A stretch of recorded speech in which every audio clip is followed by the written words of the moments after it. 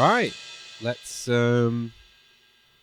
dive right in. So, currently in our list or our ranking of Kiss records, we have 14 albums, and I'll just run through them really quickly. At the bottom, the very, very worst is Gene Simmons' solo album.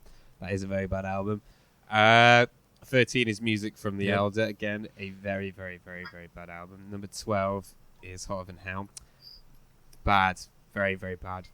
Number 11 is Rock and Roll Over. In many ways, might be my least favourite. It's a very, very bad album. You've got a grudge against that one. Yeah, I really don't like that one at all. I found that one the hardest to listen to, the hardest to get through, because it was just so boring. Kiss, the self-titled. Moments of genius, but some really, really, really, really terrible shit on that album. Maybe 3 great tracks. Love Gun, one banger, a lot of filler, and two very, very bad tracks. Peter Criss' solo album, an underrated gem of an album in my view. I wouldn't actually put it at the top anymore, funnily enough. I think I'd put it in number 3. I think I put it in number 3 or number 2 now, but mostly maligned, critically hated, kind of inept, rushed R&B album. 7, Dressed to Kill, just boring, a lot of filler, at best okay. Dynasty, got some bangers, 2 or 3 absolute bangers, and sort of okay, some of the tracks are okay. 5, Destroyer, sort of a step above, isn't it? Step up in quality, a bit more experimental. 2 absolutely fucking god-awful songs on it, but for the most part, a step up.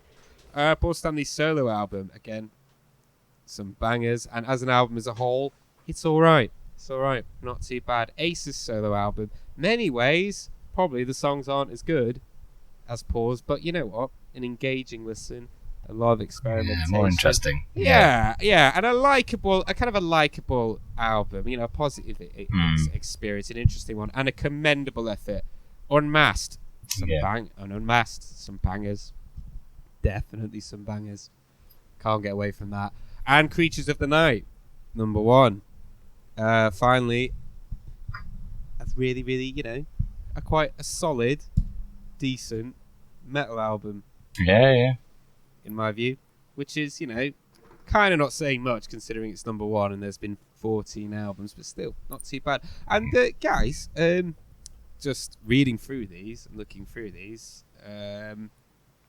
dawns on me that this is moving on to look it up. This is the end of the makeup era, and just before we jump into the background, do you have any comments on the makeup era in general? Any trends, any things you'll miss, any things you think that were truly, truly great? What's your general overall view of their pre-unmasking material? It's a little bit hard for us to talk about because, I don't know about you guys, but I'm sort of purely listening to the albums, and I'm not really taking much of the visual elements. I know we talk about the covers a little bit, but the way we listen to it now would have been really different to, I guess, how you would have experienced it back then. In that I'm just listening to the music, and I'll maybe have some thoughts about how it connects with the imagery. But I'm guessing back then you would have seen their faces everywhere, or at least when you put on the album, you'll always be reminded about the image they're putting forward. Obviously, the concerts were a huge deal, and there was the comics and all that crap. So it is quite hard. I understand this is a big, big move, but it was just sort of okay. And especially listen to the album. I mean, it's not like a huge shift. It wasn't like a shift like the Elder was, or anything. But I am very curious what led them to this decision about why this was the right time. I have pessimistic ideas, but I haven't got anything. Right. It just feels right. I mean, we've always toyed with the idea. Danny, what do you think? I missed the makeup, but you're right, Alex. We're just listening to the albums, so yeah. I just think that's one little thing they've got that. Even that they've taken, they've come after Arthur Brown and Alice Cooper, but at least it is a thing that they're known for. And much as I said last time, where I've got this new theory that I'm going to talk about more this time, about how, in a way, the more they conformed and sold out and pandered, the better their music became, and the less like of a personal, real, raw band they became, the better they became. I think the same applies for the makeup, right? They just look so boring in this era because it's just for not that young anymore. No. Rock stars. So yeah, I mean, but it's like we said, we're not watching them as much as we're listening to them. No. What do you think, Alexei? Well, I think you can sort of sum up the makeup era sort of in kind of 2 to 3 album runs mostly. So you've got the first 3. I think most sort of Kiss fans sort of maybe view it in a similar way. I'm not quite sure, but like so you've got like the first 3. So you've got like Kiss through to Dress to Kill, which is kind of like, you know, bad production, very, very boring songwriting, sometimes very, very bad songwriting, but with some like, you know, with like six decent songs across like 3 albums. And then after that, I kind of see Destroyer as like being its own thing. You know, it doesn't kind of fit into what came after it or what came before it. And then after that, you've got Love Gun. Sorry, you've got Rock and Roll Over through into Love Gun, which again is just like a lot of filler, just like loads and loads and loads of filler. I think across those 2 albums, bearing in mind across the first 3 albums, I said you had about 6, so like 3 off the self-titled, and I think there's 3 off Hotter Than Hell, maybe 1 off Just to Kill, maybe Come On and Love Me. But off those 2 albums, Rock and Roll Over and Love Gone, there's maybe like 1 or 2 good songs off both of those albums, and that's like just really shitty batting average. And then after that, also like anemic production, like really, really, again, just a complete step back in terms of production. And then after that, you've got like the solo albums. They're kind of its own thing. Anyway, that's kind of like its own phase. And that's, you know, and again, like there's some really, really good stuff on those projects. It is hugely let down by Gene, like massively let down by Gene. But overall, the other 3 albums I actually think are okay, are pretty good.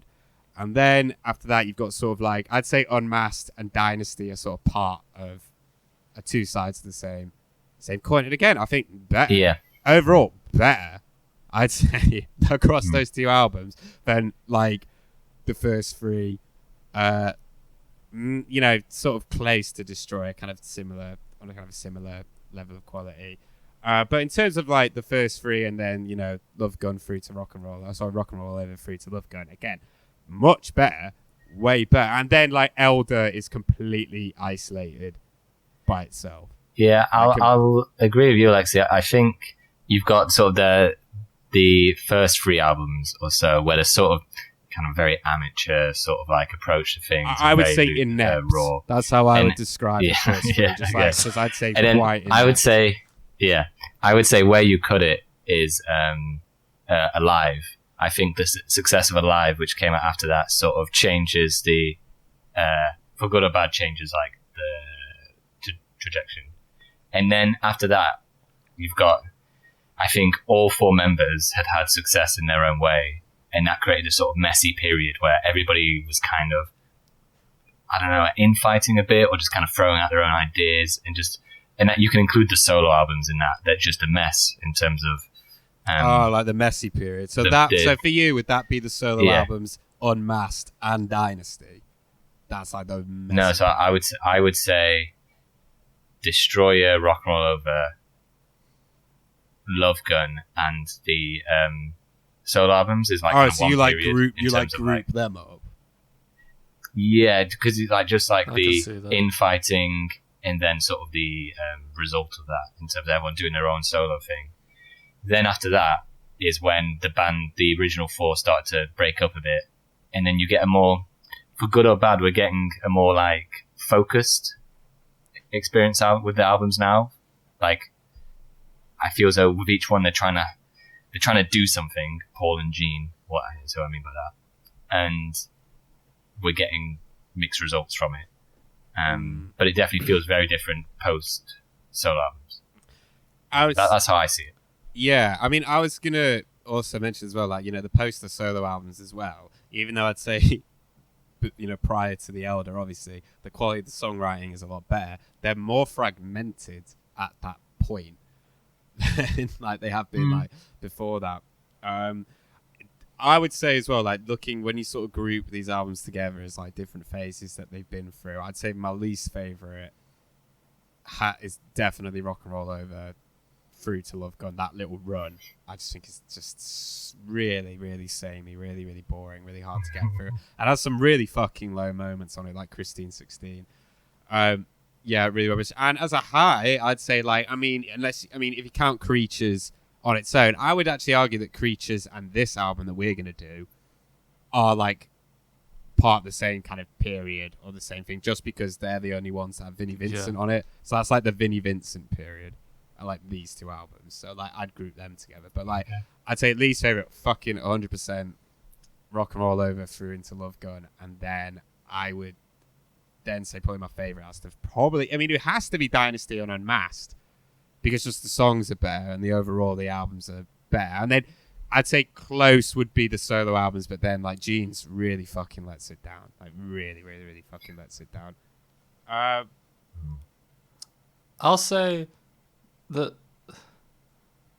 I'm not sure. I like how you guys are subdividing the makeup era, but I'm finding it hard to rank it in that way, these different parts of it, because I think overall the makeup era, if we're speaking of it overall in that way, I think we could well be entering their best period musically for me, and I think for the three of us, and I don't think that's a popular opinion. No, it's not. Because only Kiss fans listen to Kiss. Right, for the most part, Kiss loyalists are, they're a cult band. Yeah, they don't have casual fans. Normies aren't listening to them. I don't even think normal like classic hard rock fans are listening to much Kiss. No, they're not. Unless they're a Kiss fan. Do you know what I mean? So I think the Kiss fans love, Hotter Than Hell and stuff like that. But I still prefer the makeup era as a story. I prefer the romance of the band throughout that whole era. Like Alex said, the drama. I like all of the messiness. I like hearing about Ace and Peter, who are gone, for a while now. There's some characters that come up. Okay, well then I hope so, because like I say, I think we could be entering their best period musically, but there's something about Kiss existing in the 70s that I enjoy hearing about. It's more. They're just babes in the wood. It's more Spinal Tap back then, definitely. I think 100% more Spinal Tap. Also, I think what the list goes to show that we've got is that actually Kiss fans have absolutely no taste whatsoever. That's one of the most. That's the biggest takeaway I get from the makeup era is that like the albums they hold in like a really high regard. Hotter Than Hell, Love Gun, Rock and Roll Over. It's just ridiculous. Absolutely no taste whatsoever. Anyway, but we're not here to talk about those albums. We're here to talk about Lick It Up. And a little bit of background. Creatures of the Night is released and does not do very well. Sadly, the band as we know it now looks very different. Instead of Peter and Ace, we have Vinnie and Eric. Vinnie Vincent and Eric Carr. They booked a tour and it bombed. Bombed very, very, very badly, as we discussed last time. At this time, MTV was blowing up. However, the makeup version of Kiss couldn't make the transition.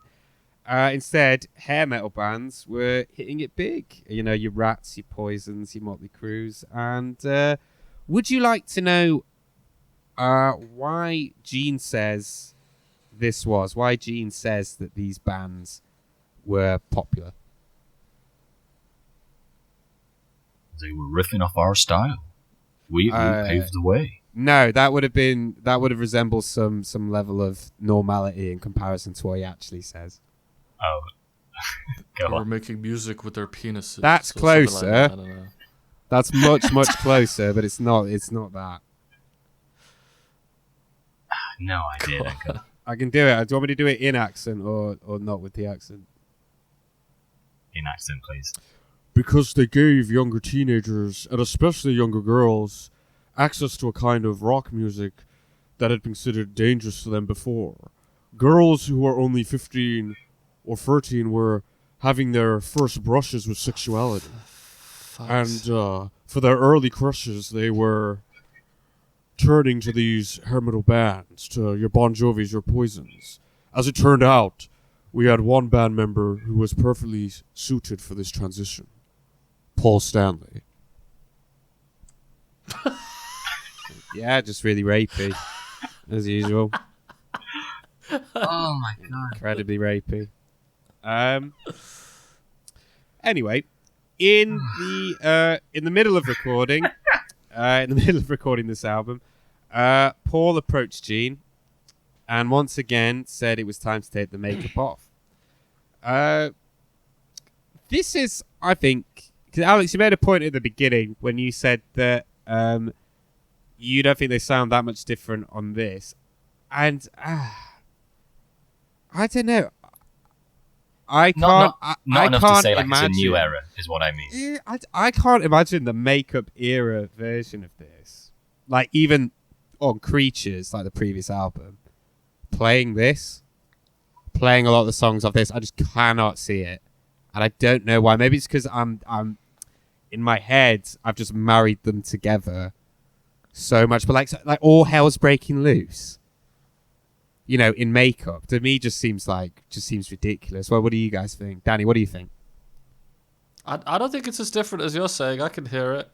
I think I'll talk about it later, the main difference between this album and Creatures in terms of overall sound is just that the production's better on this than Creatures. I think a lot of the songs, you know, Creatures has, what was that? Was it that shitty Gene one, the anthem Gene one. I Love It Loud. Right between Love It the Loud. eyes. I think Love It Loud could sit comfortably on Lick It Up with better production. Mm-hmm. Yeah, that's what I think. Yeah. Anyway, Paul says the new characters were one step away from the Teenage Mutant Ninja Turtles. He says, what was Vinny's arc about anyway? Instead of keeping the original characters alive, we had to become a ridiculous menagerie. What was next? Turtle Boy? He's got it in for turtles, doesn't he? Doesn't like turtles at all. At this point, they were looking for a new manager, and they met one who told them that instead of taking their makeup off, they should instead wear it on half of their face. Would you like to know what Paul said in response?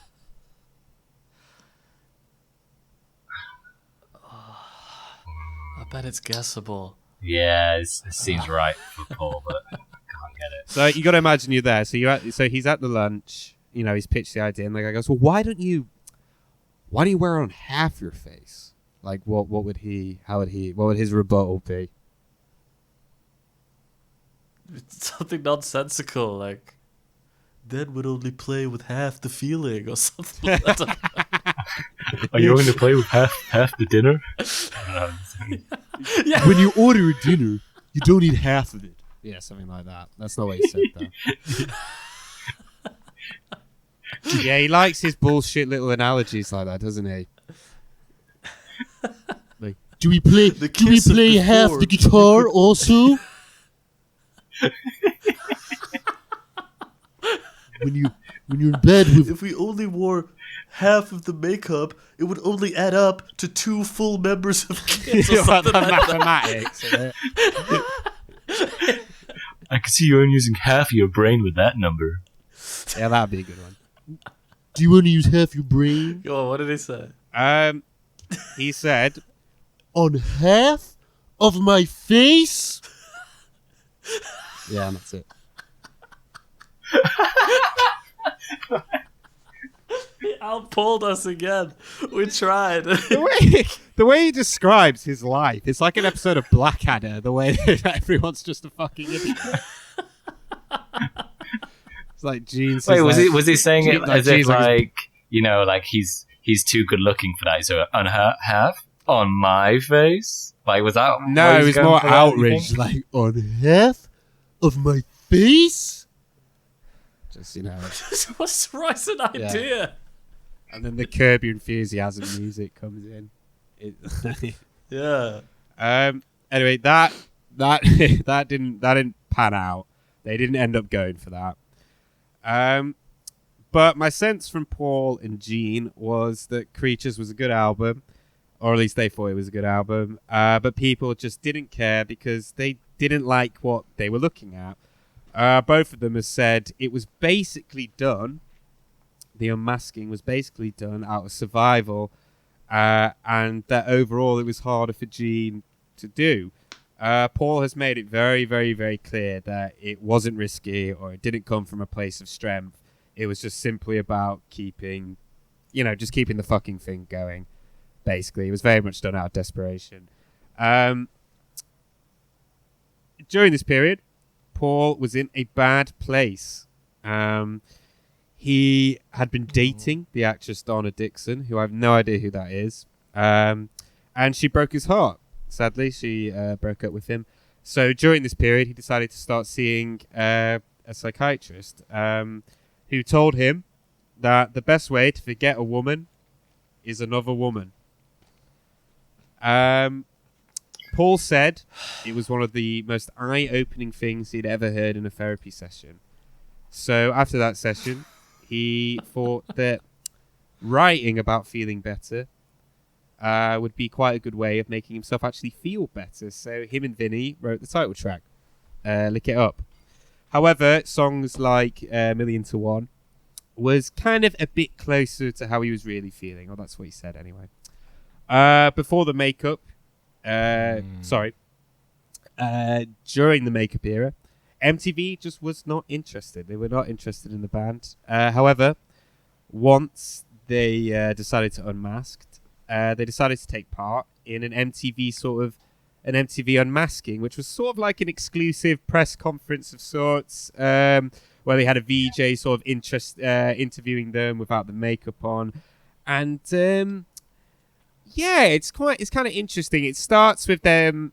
They start with the images of each member of the band, introducing them one by one. I think they start with Vinny, which which kind of makes sense, I guess. Start with the one that people are least fucking interested in, and then It's not much of a reveal with it's Vinny. not. It's like, It's you just not. joined the band. It's not. I think most of them probably didn't know he was even in makeup or what he looked like.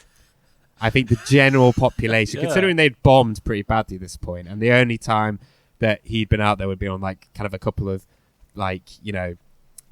promotional appearances and then on tour. Like, most people wouldn't know what he looked like anyway. They might have been a bit fucking startled about what he looked like without the makeup. Particularly in that I was interview. trying not to how make flat his hair is on the top. It really it does not look good in the interview. And then they go... When they cut to him after the reveal, he's pulling this kind of... It's like a pout, isn't it? It's like a really weird pout. Sorry, go on. And then it goes, I think after him it's Gene's definitely last. Is it Paul? Eric. Oh, it's Eric. So they do the first two. No, it's Eric. Yeah, next. the two no one really cares Eric's about. pulling an even stranger expression. He's like at the side, like doing a cheeky little Well, he slide. does it Well, because they're trying to mimic he's the mimicking picture, the right? picture. But he's the only one that does that. Yeah. Like Gene doesn't stick his tongue out. Again, Vinny's doing that weird sort of middle-aged woman pout thing. And Eric's the only one that was like, oh, I better make sure it lines up. Okay. Interesting little touch. What do you guys think? What do you guys make of this footage? This is the big reveal. What do you guys think? Very strange. It's weirdly understated and just an awkward interview. The band is desperately sort of trying to... Well, because the whole point of it is a reveal. That's what they're being interviewed about. But also they're sort of trying to avoid the question. They just keep saying, well, it was the right time. It doesn't really mean anything. It was just time to take off the makeup. I even thought, I hate to compliment him, but from a sort of... I thought Gene dodged the questions better than Paul did. because Gene would kept doing this whole. He even like addressed critics and kind of was like, "Oh well, we welcome the critics as long as as long as they print our picture in the paper, ha ha ha. It's the fans we care about." That's the end of the interview. So it's really, but it is just more of that. It's them trying to just grab a bit more publicity as to how the whole thing comes across. There's no background music. It's very just eerie, isn't it? It's a weird It's vibe. very, the whole it's very interview. eerie. Yeah, very There's eerie. this kind of ambient, again, like a buzz. I mean, actually, kind of what I need for my film, actually, Danny. Actually, that's a good reference point. But yeah, there's kind of ambient kind of electric, like an ambient electrical hiss in the background. It's like a hum, yeah. It's like something from a David Lynch film. And then you see, and then you see Vinnie Vincent, who looks like the baby in a Razorhead with a wig. He's poking his little. One thing that's weird. Duck head out. Sorry, carry on. Sorry, Vinny. Sorry. One thing that's weird is the difference between, because this is one of the few interviews I've seen with them, maybe the only one without Ace and Peter so far. And unlike the infamous interview where Ace is going crazy and Peter's having a good time and Paul and Gene look pissed, here Paul and Gene are trying to be the funny guys also, terrible. Because the other two are barely saying anything, and they're not good at doing it. And they're still overly serious while trying to have the best of both worlds and be funny men also. They do not do it nearly as well. Ace and Peter are so much better at interviews. Yeah, way better. Than this weird dynamic where Vinny and Eric are too scared to talk. They look awkward. They look like they don't want to be there. They do. Do you know what I mean? Like, do at we least hear from Eric? I actually can't remember Eric I don't think he says a fucking word the whole time. Vinnie Vincent says one thing and they just shut it down really, really quickly. He's like, they're talking about like how people never used to recognize them when they had makeup. Like they could be pretty anonymous. Yeah, what's he talking in public? And then Vinny goes like, "Well, actually, what is amazing is how many people actually do recognize you without makeup." So he completely contradicts everything that's just been said, and then just and they don't like address. And sorry, he's really fucking weird looking. Oh yeah, I don't think that's been mentioned yet about how fucking bizarre looking he looks. He looks like a tadpole. He joined a hair metal band. Alex, what do you think about it all? You guys are far too mean on Vinny. I guess me. It's nowhere near as just bandwagoning. He's not even that weird looking. Right. It's just. I mean, he is. Everyone talks about. Everyone. I've got quotes coming up about how weird he looks and how many people have commented how weird he looks. Right. Don't get me wrong. Paul looks fucking weird as well. Paul looks like fucking face of Bo. He looks like someone stretched his skin. Throwing stones in glass houses, that man. I'd be like, well, you know what, Paul? Yeah, Vinny does look weird. Well, you sound fucking weird. You have a weird fucking way of talking. No one talks like you. As a fucking advocate for, like, a facial deformity group, it's a bit rich for him to be going on about how weird looking Vinny is. In it. He's all about body fucking positivity. Like, you're the one with fucking no ear, mate. Leave him alone. You know, he's got both his ears. Fucking. Okay, about the interview. Danny's right about this is sort of like a marketing effort. Because that's what it feels though. When the way they answer, why did you unmask now? The sort of non-answers they give and the opportunity they take, it feels like they were either told to or they needed something. And they use the unmasking as a way to get people to watch it, which is, fair enough. But then, like Danny said, you need to then follow up being like, well, now that we're unmasked, we're doing this, or this is our aim as a group now, or like here's what we're going to do, or this is our where's the mission statement? The thing to go, that's our past, now here's what you need to look forward to in the future.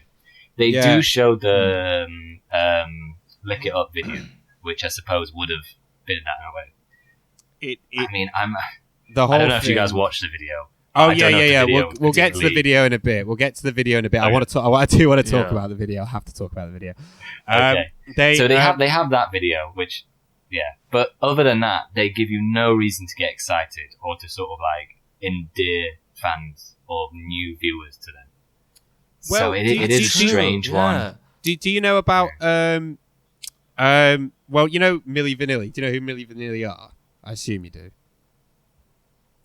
Yeah, Vaguely. not Right, much. so Milli Vanilli, they were a pop act in like the 1990s, and they were these two really kind of these handsome guys, but they were lip syncing. It was the guy that kind of put Boney M together, put Milli Vanilli together. He didn't like their voices, so basically they just lip synced to session singers, and they got found out. It was a big scandal. They had to give their Grammys back and whatever.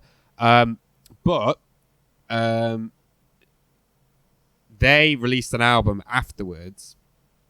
I can't remember what it was called, but they released an album, but with them singing on it. But it wasn't called Milli Vanilli. It was called their real names, which was Fab and Rob. And they put that out.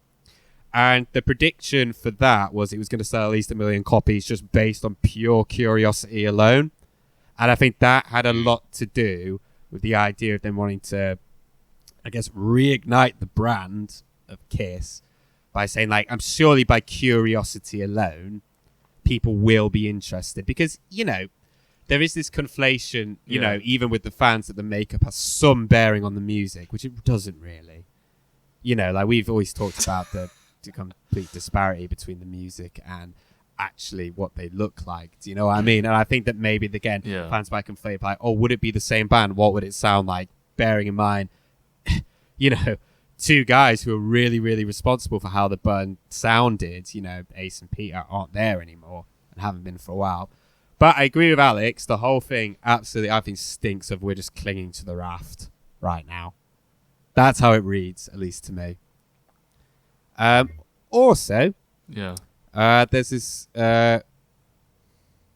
this awful bit where what is it? It's something like they're like, "How does it feel?" And Gene's like, "It feels very, very natural. I hope it comes across that way." And then he just like pulls this like really alarmed face and goes, "No, I'm fine. Really, I'm fine." Yeah.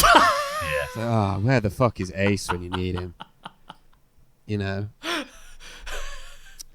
There was something about that. By the way, it just going back to that Tom Snyder interview. There's something that I didn't mention at the time that I kind of wish I had about Ace in that interview, right? Which is he made some shitty jokes, like, you know, like Gene did in this.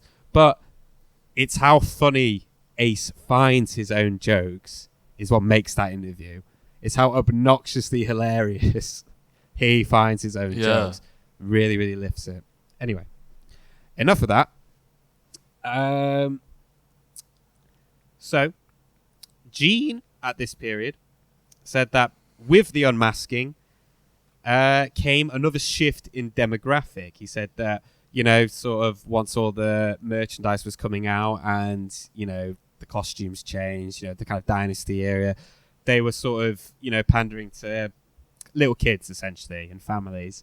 But he said that with the change, with the unmasking, kind of switch to hair metal, the demographic changed. Would you like to guess what demographic he is referring to? I mean, is he saying young women? Yeah. Is that what he's... Would you like to know what he said about this? Okay. Not really, man. Okay, yeah. What did he say? He said, ripe. That's close. He said, Gene said, some of them were clearly groupies in training.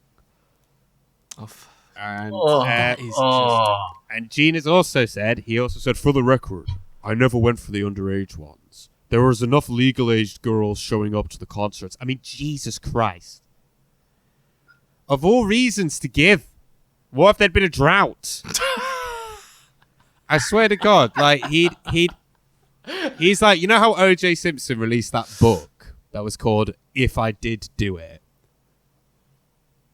Yeah. Right, I've never seen like someone hiding in plain sight more in my life. I cannot believe his autobiography did not raise more alarm bells. But like, you know what? I think he's trying to tell us something. Do you know what I mean? Alexei, he just told you. Basically, There was more than Oh, enough. sorry. You're right. I misread it. There was Yeah. more than Sorry. He's got his excuse. We should all be thankful that there's enough. That there was enough Women of overage girls consent. fucking going. Because if there wasn't enough, women who were old enough, then he would have been at it like a rabid animal. It's true. So thank God there were so many Eating them up. women showing up. Yeah. Yeah. Their mums. He's a fucking scumbag. He's an absolute fucking scumbag. He's no respect for women. He's an absolute prick. Anyway, Gene said during this period he was lost. He didn't know how to act as a performer, as an artist. He didn't know how to act. He didn't know how he fitted in. Paul was much more comfortable in the role as a sort of hair metal frontman.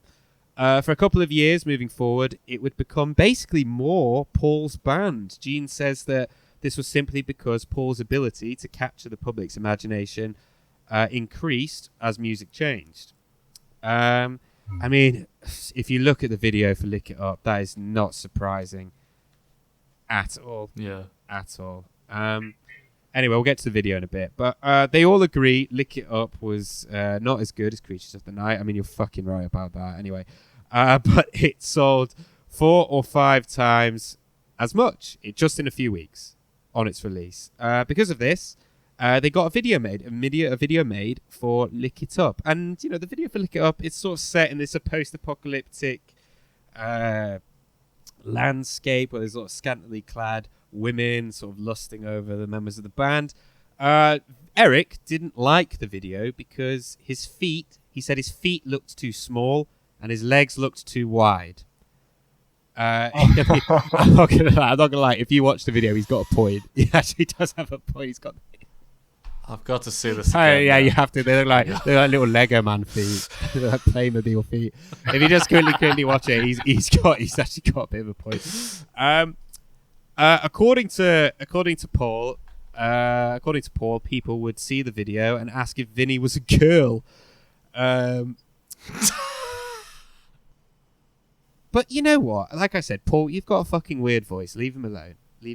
Anyway, have you guys, you guys seen the video, Oh, wait, sorry, I've got one more thing to mention before I go back to that. Apparently, for the front cover of the album, Vinny had worn a wig.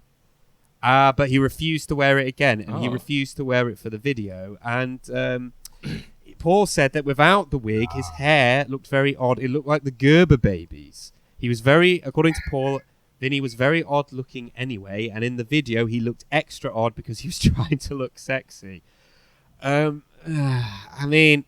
Oh, well. Such a fucking bully, He man. is a bully, Danny. He is a bully, but fuck me. I mean, if you watch the video, he's got a point. He has got a point about Vinny. Looking at him now. There are times in the video where you can literally see the camera almost kind of panning away from Vinny because of how bad he looks. No, Alexei, I'm not accepting this. I'm not accepting this because... I'm not with No, I'm not saying he because deserves... They all look fucking weird here, Okay, man. they all look weird, And but I to think be honest, Vinny looks especially very, very strange. I think Eric How can you say this when looks Gene okay. looks the way he does? Oh, right, okay, but listen, Eric looks okay. Gene is who I'm looking at in that video. Yeah, Gene looks rapey as fuck. Like, I do agree with that. But I do think they're on the, between all of them, like the cameraman has kind of a rough gig, right? Because he's drifting away from Vinny. But as soon as he drifts away from Vinny, there's just more Gene, and he's like, fuck, and then has to go back somewhere just towards Paul. I think Paul is the only one that looks remotely comfortable in the whole video. It's in just the way he moves, his general manner. He's got fucking weird... I don't think he looks I think he's got a weird face. don't know, I think but he's I know got what a you weird mean, face, but- but he's the least awkward movements. I think he's being awkward. but I think... He's just... It looks like he doesn't know what to do with himself. It's amazing that he's known as a good frontman, and which I know he is, but with a camera in front of him and without a guitar, clicking his fingers to this music video, surrounded by the boys. I think his movements have a lot more fluidity and have a lot more motion than the other members of the band. Vinny, I think, by far just looks the worst by virtue of just looking like himself. And the way they've dressed him gives him no favors, like, whatsoever. And also, like, I think Eric I think It's short. I think Eric's just with his weird little, Playmobil feet, like legs, like he.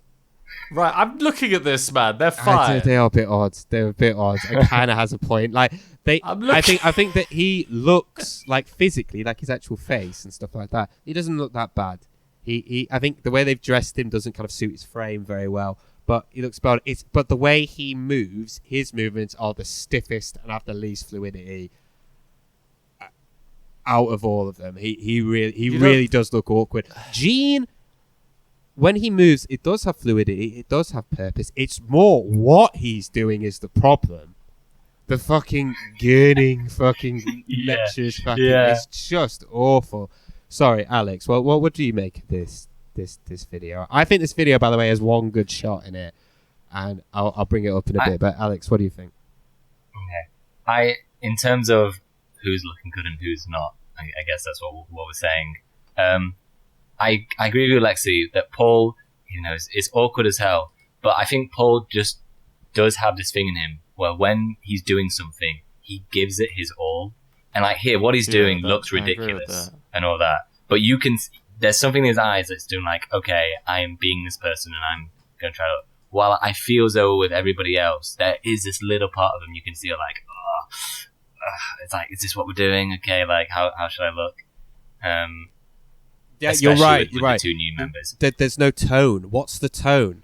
Why isn't anyone like the director said like, right, we need to settle on something like, look, Gene, you look like. Well, like I can tell you why, Alexei. Because this was clearly filmed in like one day. They said in the interview like, oh, we did this like we all shot this in one day. This was clearly rushed as hell. Yeah, I'm betting that they found out they got the NTV interview, and they said, oh, we want to a music video for it. And then probably a producer or the band, I don't know, chose Lick It Up. And then they realized they had to quickly make a video. Because this is rushed as hell, I think. Yeah, they had to pull it together. It's very, very, very, very, very, very, very cheap. I think in terms of the turn, I think you're right. I think the director had the time to be like, right, we need to go for something. Because, Gene, you can't try to look sexy 1 second and then intimidating the next. It's a bad look.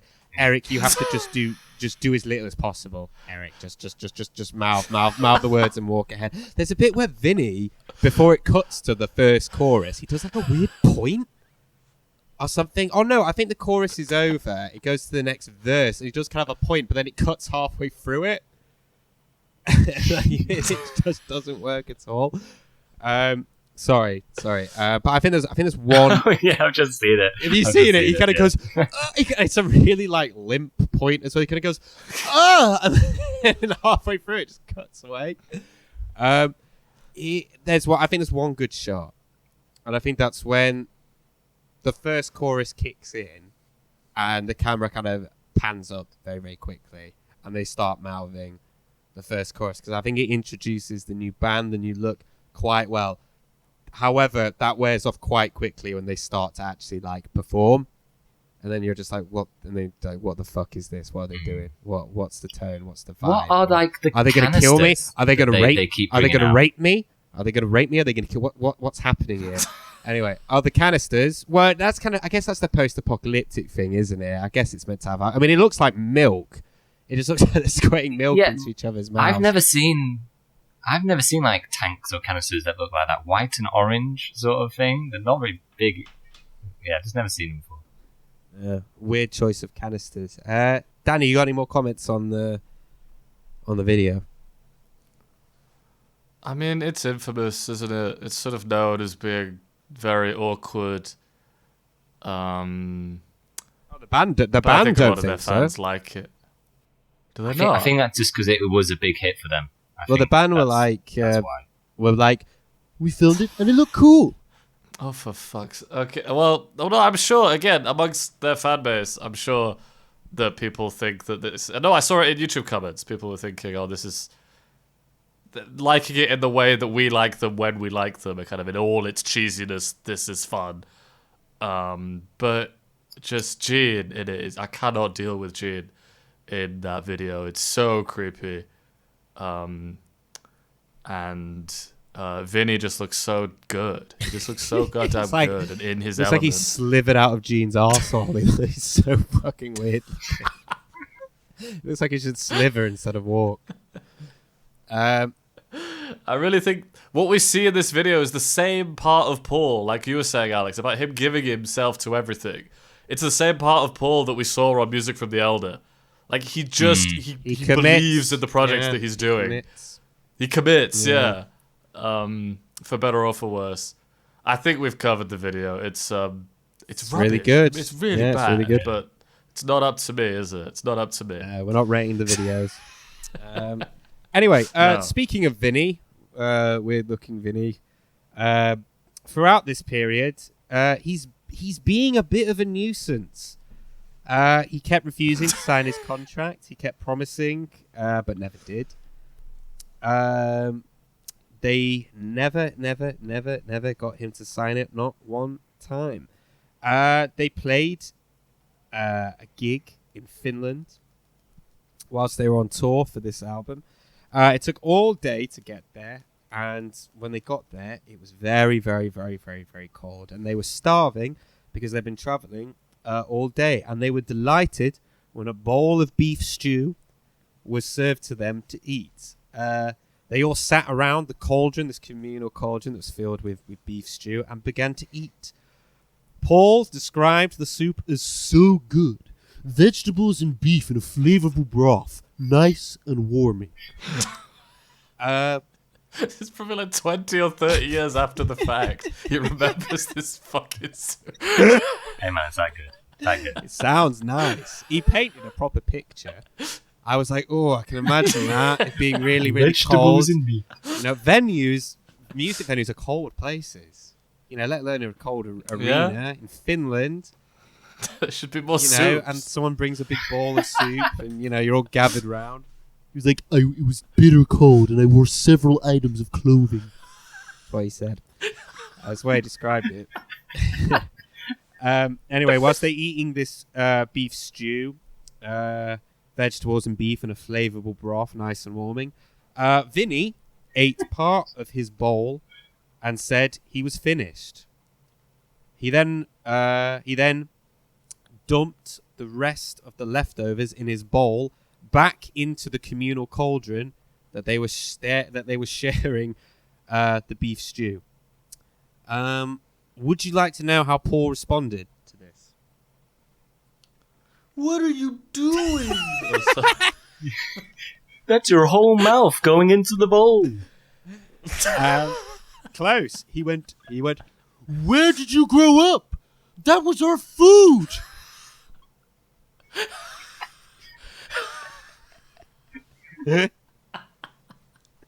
So he wasn't. Again, I'm with Paul on that one. That's. I think that's fucking disgusting. Anyway, Vinny's solos were getting longer and longer and longer, and the final straw came during a concert in Long Beach, where his solo went on so long that the rest of the band went back on stage, and he was still playing. In order to sort of bring his solo to a close, they shouted, "Vinny Vincent, lead guitar," and this led to a backstage incident where Vinny and Paul basically got into a fist fight that had to be broken up. I have actually heard one of his solos from this period. When I was doing research for this, I actually heard I want to hear heard that. one of It's it. good. It's really bad. It's really, really, really bad. Come on. Wait, it's really, really, really bad. It's really, really shreddy. Way, no soul, way too long. Really annoying. Yeah, just not for me. Headachy, very headachy. But it's very important to mention that Vinny claims that he was one of the main reasons why Kiss became successful again. And to be honest with you, when you look at the track listings, he's really, really present on this album. He has 8 co-writes on this album, which is more of an ace ever had on a single Kiss album. In my opinion, it'll be good to get your take on this, but in all honesty, I don't think really that his writing, as you know, like as a whole album, really had much to do with it, bar on the title track. I think that I agree with Paul and Gene. Like, for the most part, it was curiosity that basically backed up why this album did as well as it did. That, but not only, obviously, the curiosity, but also the fact that they had a very, very accessible and very current-sounding lead single, which, to be fair, Vinnie Vincent did co-write. However, if we're talking like the whole album, I disagree with Vinny on that. I don't see how his contributions really lifted the overall quality, in my view. What do you guys think? How much of a hand do you think he played in reigniting their career? Alex, what do you think? I think he played a big hand. Well, not a big hand, but he definitely played a good part, because from the past few albums that he's been a part of, so it's not like every solo is great, everything, but there's definitely an urgency with the guitar work and how it plays in with the rest of the song that I felt that we didn't get from Ace. Yeah. No, I think he's like good. I think he's like a good guitar player, but I think in terms of like lifting them and re-engaging the audience, I don't think he really did that much, other than co-write Lick It Up. I think it was purely because Lick It Up was very, in terms of very... engaging the audience, yeah. I don't think he engaged the audience that way, but the songs that he's a part of have been all right. Like, I think there's been improved quality in some of them, so I can't say, for me, he hasn't made like a positive impact. I think he's done all right. And it could be the same for Eric as well. I think Eric Carr has also given them a bit of something, whether it's urgency or just a slightly new take on things. Yeah. Danny? Yeah, I think, neither Fraley nor Chris were overwriting credits like Vinnie Vincent was.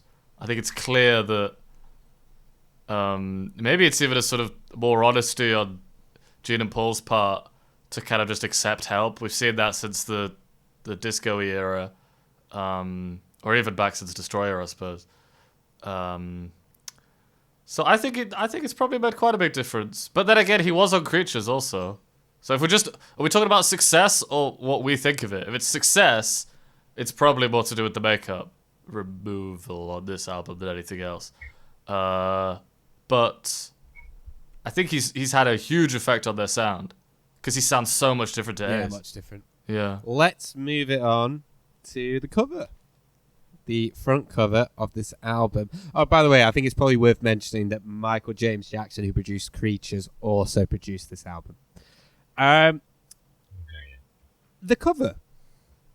Yeah, I mean, it is a statement. I think that the white background contrasted with the fact that they're wearing a lot of black clothes does make them pop. And I do think, in a way, maybe this is me just overlooking, I think it is kind of a subtle nod back to the makeup, because obviously the colour scheme of that was very white and black, which I think is quite nice. I think hollowing out the logo is a nice touch. It's almost like saying, kind of presenting Kiss as kind of like this naked thing now, without the gimmicks, which, again, probably over reading into it way, way, way too much, but I do think that's quite nice. I hate to agree with Paul again, but Vinny does look a lot better with a wig. He does look a lot better with a wig. Like, it makes him look a lot less like the baby in a razor head. No. Sadly, like, I just think... Looks like he's got a fucking mullet. No, he looks way better with a wig. He looks way better. His hair normally is just too thin. It's too thin, especially on the crown. On the crown, it's very, very thin up top. The whole thing is... The whole cover it's hard rock posturing, but it is Kiss after all. That's what you expect. One thing, I mean, it's all right. One thing though is, if you didn't know about the makeup, this cover would be just like nothing. It only works in context. However, I do think anyone seeing this cover or interested in this cover will have already known who Kiss is. Anyone looking in like the heavy metal part of a record bin will have already known who Kiss are. And let's say this didn't have much publicity. If you were looking through a record bin and you saw this and you saw the Kiss logo and then without makeup, you would be like really curious to see what it was like if you hadn't known that they've taken the makeup up. So in that way, yeah, it is effective, but only in context. I think out of context, it's just very, very faceless. No character, not much identity, in my view. Danny, what do you think?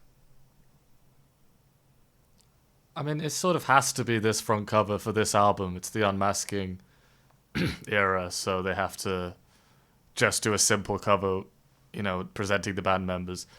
I don't have much to say about it. The only thing is that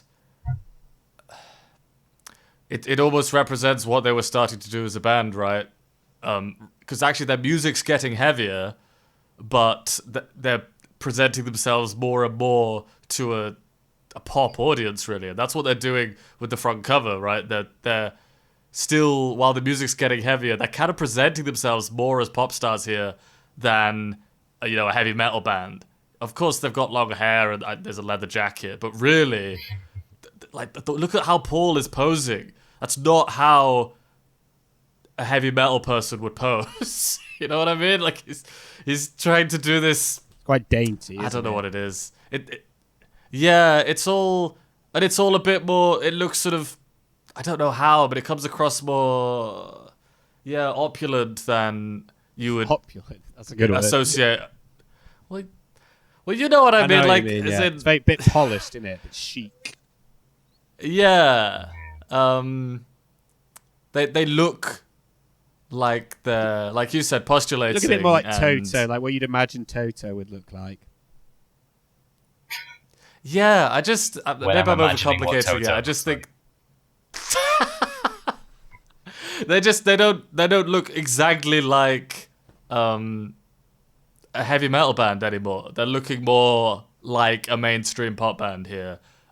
It looks very lame. If you're asking me my opinion of it, it's embarrassing. They all look embarrassing here.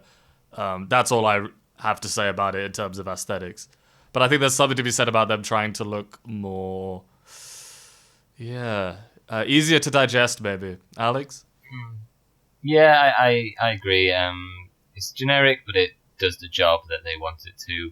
I'm a little bit worried. I'm trying to think in my head about future Kiss albums, which ones I've seen.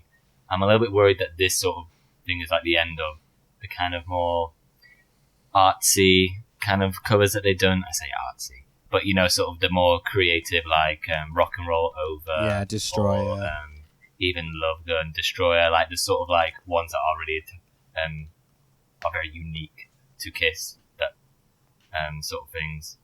And Creatures of the Night, which I really liked. So I'm a bit worried in that sense. But this, it does the job, and yeah, they don't look great, but it's fine. It's fine. Yeah, I mean, the cover was only going to go one way in it, really. Let's get on to track by track then, if you guys are ready. Okay. Mm-hmm. Danny, Exciter. Were you excited by it? Talk to me. Generally, yeah. All right. It's a nice opening riff. All right, Paul blasting in, as he often does vocally. He really just nice. jumps in to this track. It's beautiful. Very quickly, I was thinking, yes, this is better. This is what we've been asking for. Similar feelings to the last album. Mix is still dated, but way better than Creatures. Like Creatures was more than just of its time. This is just of its time. I think as well with Creatures as well. I think with Creatures, it's weird with Creatures because you asked for heavy and they just overdid it. Do you know what I mean? Like they were so tame before, and then they were like, "All right, we'll give you heavy," and it was like, "No, it's too much. It's ear fatigue now." Do you know what I mean? Sure, but also just it's just so much easier to listen. There's much less listening fatigue just in terms of mix on this album than Creatures. It's much. There's much less insane reverb and just muddiness going on. Everything's clearer. I thought, hell yeah, the chorus is over the top in all the right ways. I love when Paul's doing this sort of silly chorus, and it's not too much, which we see a bit on this album, but this one works for me with the backing vocals. The falsetto backing very vocals. Very fun backing vocals. The falsetto backing vocals are very fun. Fucking brilliant. Really good. Yeah. The first time round, I was thinking this lacks the magic sauce for me personally, but still much better and right on track for what we want. And I did fuck with it even more on subsequent listens. It's a real nice chorus. Not bad middle eighth compared to so many bad ones on the previous album. It wasn't great, but it was the riff that they landed on was a bit better. It was like a weird little lead thing they were doing.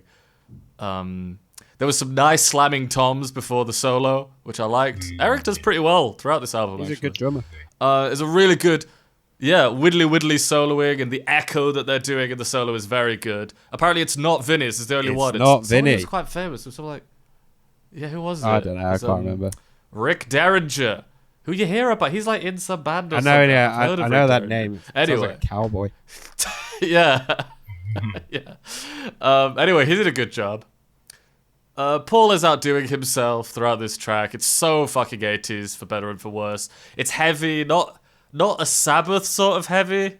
Not heavy like Satan, more like, I couldn't think of who to say. I thought maybe Dio, like a sort of Dio heavy. I think it's kind of Like, it's kind of like very very it's kind of very light Judas Priest, I think. Oh, Judas, yeah, that works. Judas Priest or something like that. The solo does kind of sound a bit like an updated Ace, because he's still doing a sort of Ace thing, but it's just much more technically proficient. Yeah, great opener. Definitely the upper end of Kiss songs. Alex, what do you think? Yeah, I agree in the sense that production-wise, they fine-tuned it a bit more, and it's a bit more clearer and hits a bit better. So they tone down the drums especially. Like you say, Paul starts with freaking 10 on this one. And it reminded me a lot of Danger on the last album. Yeah. In terms of feel tone, lyrics. Yeah, just going for it. Like if you really look at, like, listen to it, like it's so ridiculous, but it kind of works. I really like the Exciter. Like it's just so. Oh, I really like that bit as well. Yeah, when he goes Exciter. Works well. And the word Exciter is so stupid. It's so stupid. But Paul just goes for it, and he believes in it, whatever it is. Really, who knows? And it works. I agree with what you said, Danny. I agree it's good, but it's not classic, or it's not exceptional. No, I can't really put my finger on why. I think as well, when you look at how Kiss have booted off albums in the past, like just on the last one, like Creatures of the Night. One of the big things I've got in my notes is that, this to me should be a non-single album track, and it should be the second song on an album. I mean, the fact that this is the one that boots it off kind of gives you an insight into the overall quality of the album. Do you know what I mean? I was just like, is that the opener? Really? Like compared to like Detroit Rock City, I Was Made for Loving You, Creatures of the Night, like even I Stole Your Love, I mean, it's not got the same, like, it's not got that fire. I disagree with some of those examples, man. It's better than Detroit and that last one you said. Oh, it's not better than Detroit Rock City, I think no. It's better than Detroit Rock City. No. Not sure. I need to go back. Sorry. In terms of the solo, I don't like the start of the solo, or I think it's in like two parts, right? There's like the first section where it's just sort of like that bit, yeah. I wasn't quite into that because it felt disconnected to how like frantic the song itself was. Oh, that's true. But then once it gets more into the wibbly bit, that worked for me. And this song ends on a really good note as well, like the sort of like they're just like riffing together. It has a really tight finish. So yeah, I think a good track, but not like a classic or anything. Alexei, do you have anything more you want to say about it? Not really. I mean, I like the dive bombs at the beginning. Dive bombs are nice. It's very 80s, and which is current for the time, which is what you want, really. At least from them, you want them to sound current for the time.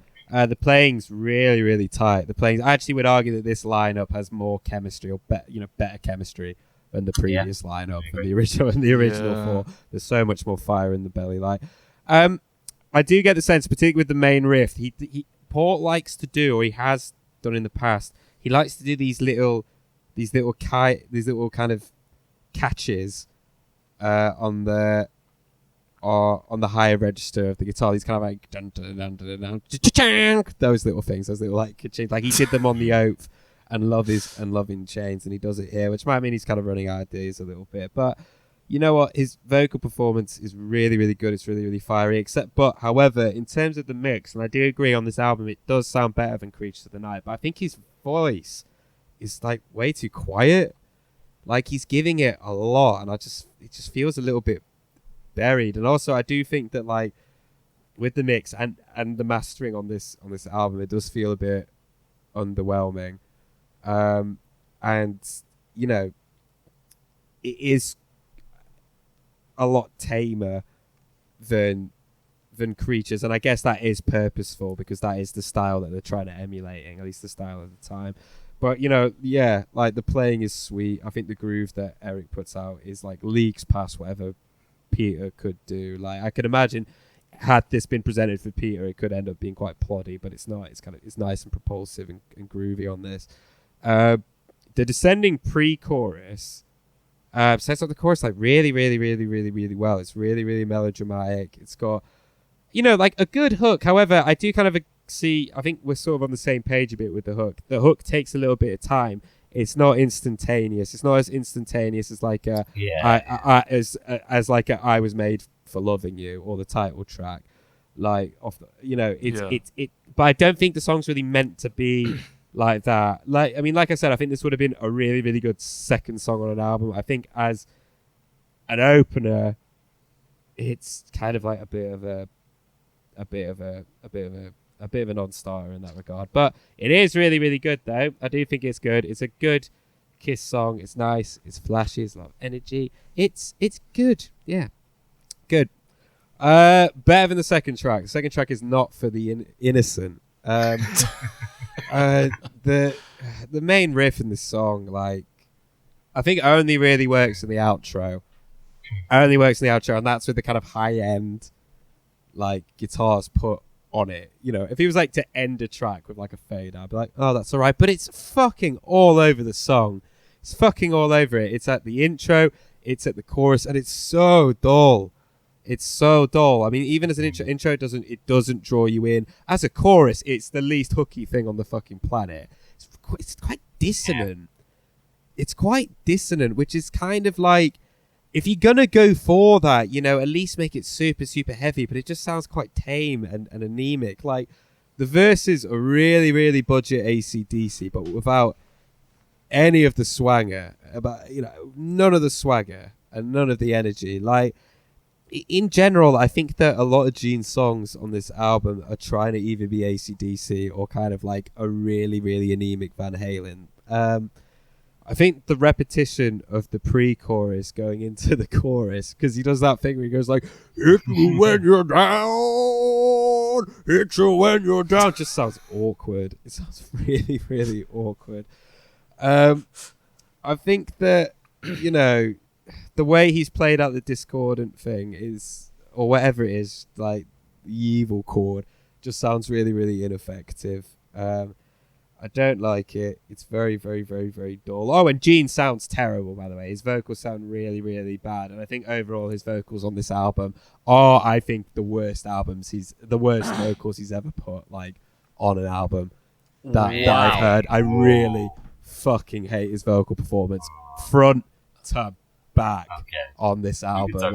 We'll get into that more later. But oh my god, Alexei, are you serious? I think this is the worst vocals he's ever put down, particularly on one song, particularly that we'll get to. Guys, Danny, what are you saying? What do you think of Not for the Innocent? I'm taken aback. We're gonna clash tonight. Okay. Oh shit! What do you think his vocals are good?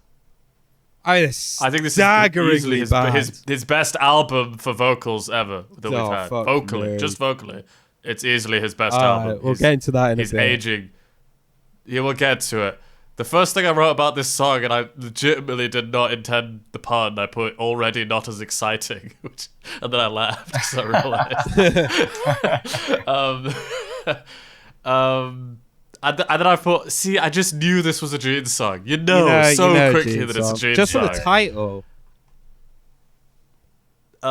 Yeah, and then I went on to write, his vocals are really better when he hangs around in a higher register.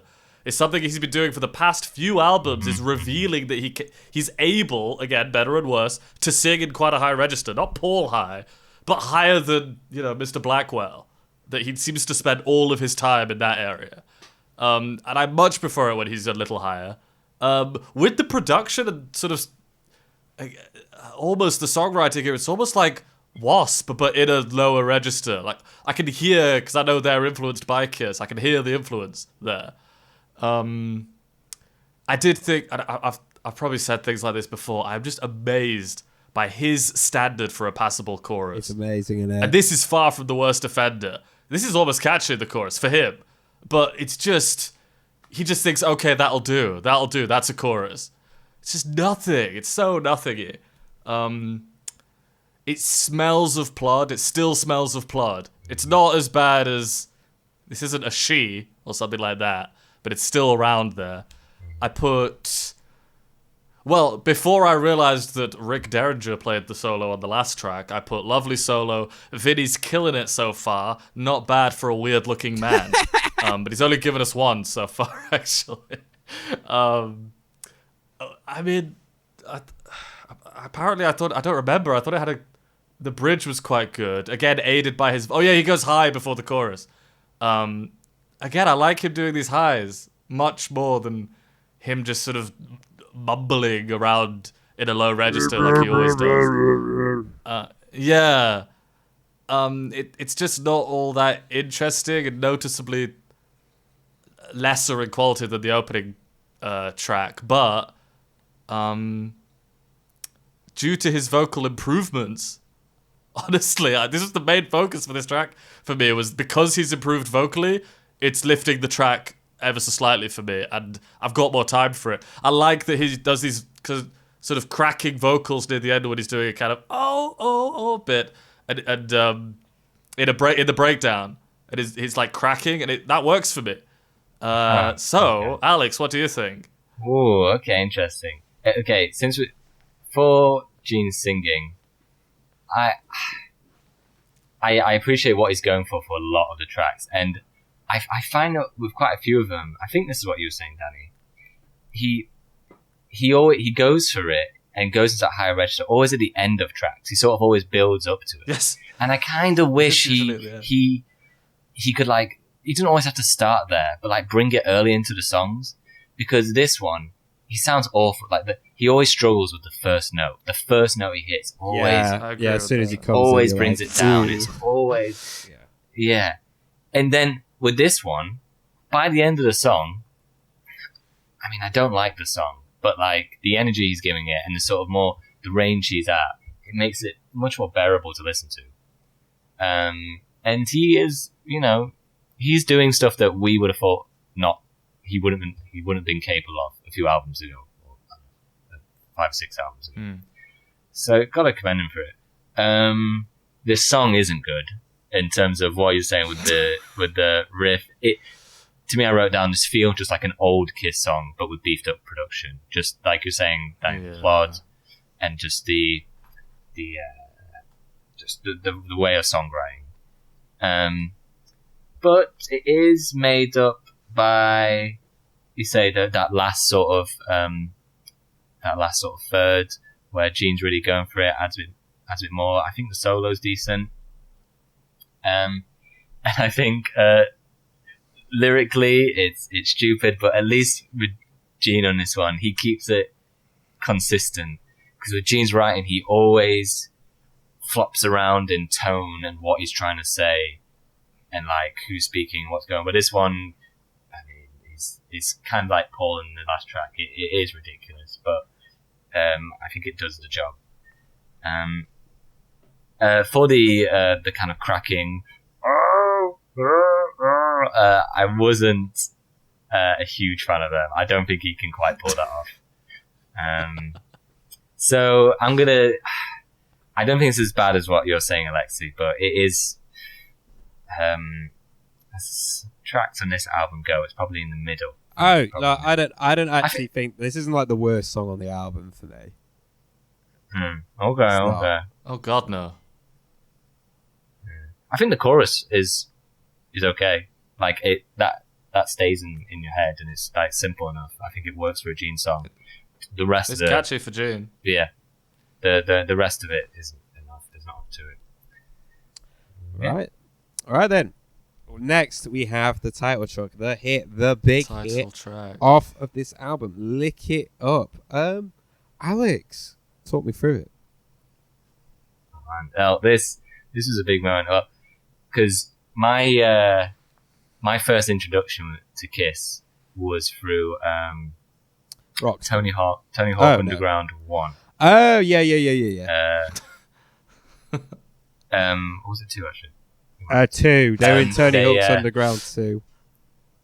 Yeah. So at the end, Danny, just in case you don't I've not know, played it, yeah. you could unlock a secret level, and it would be Kiss playing on stage. It was sort of like a skate park around a concert, and it had 3 Kiss songs. It had Rock and Roll All Night, which I believe is a live version.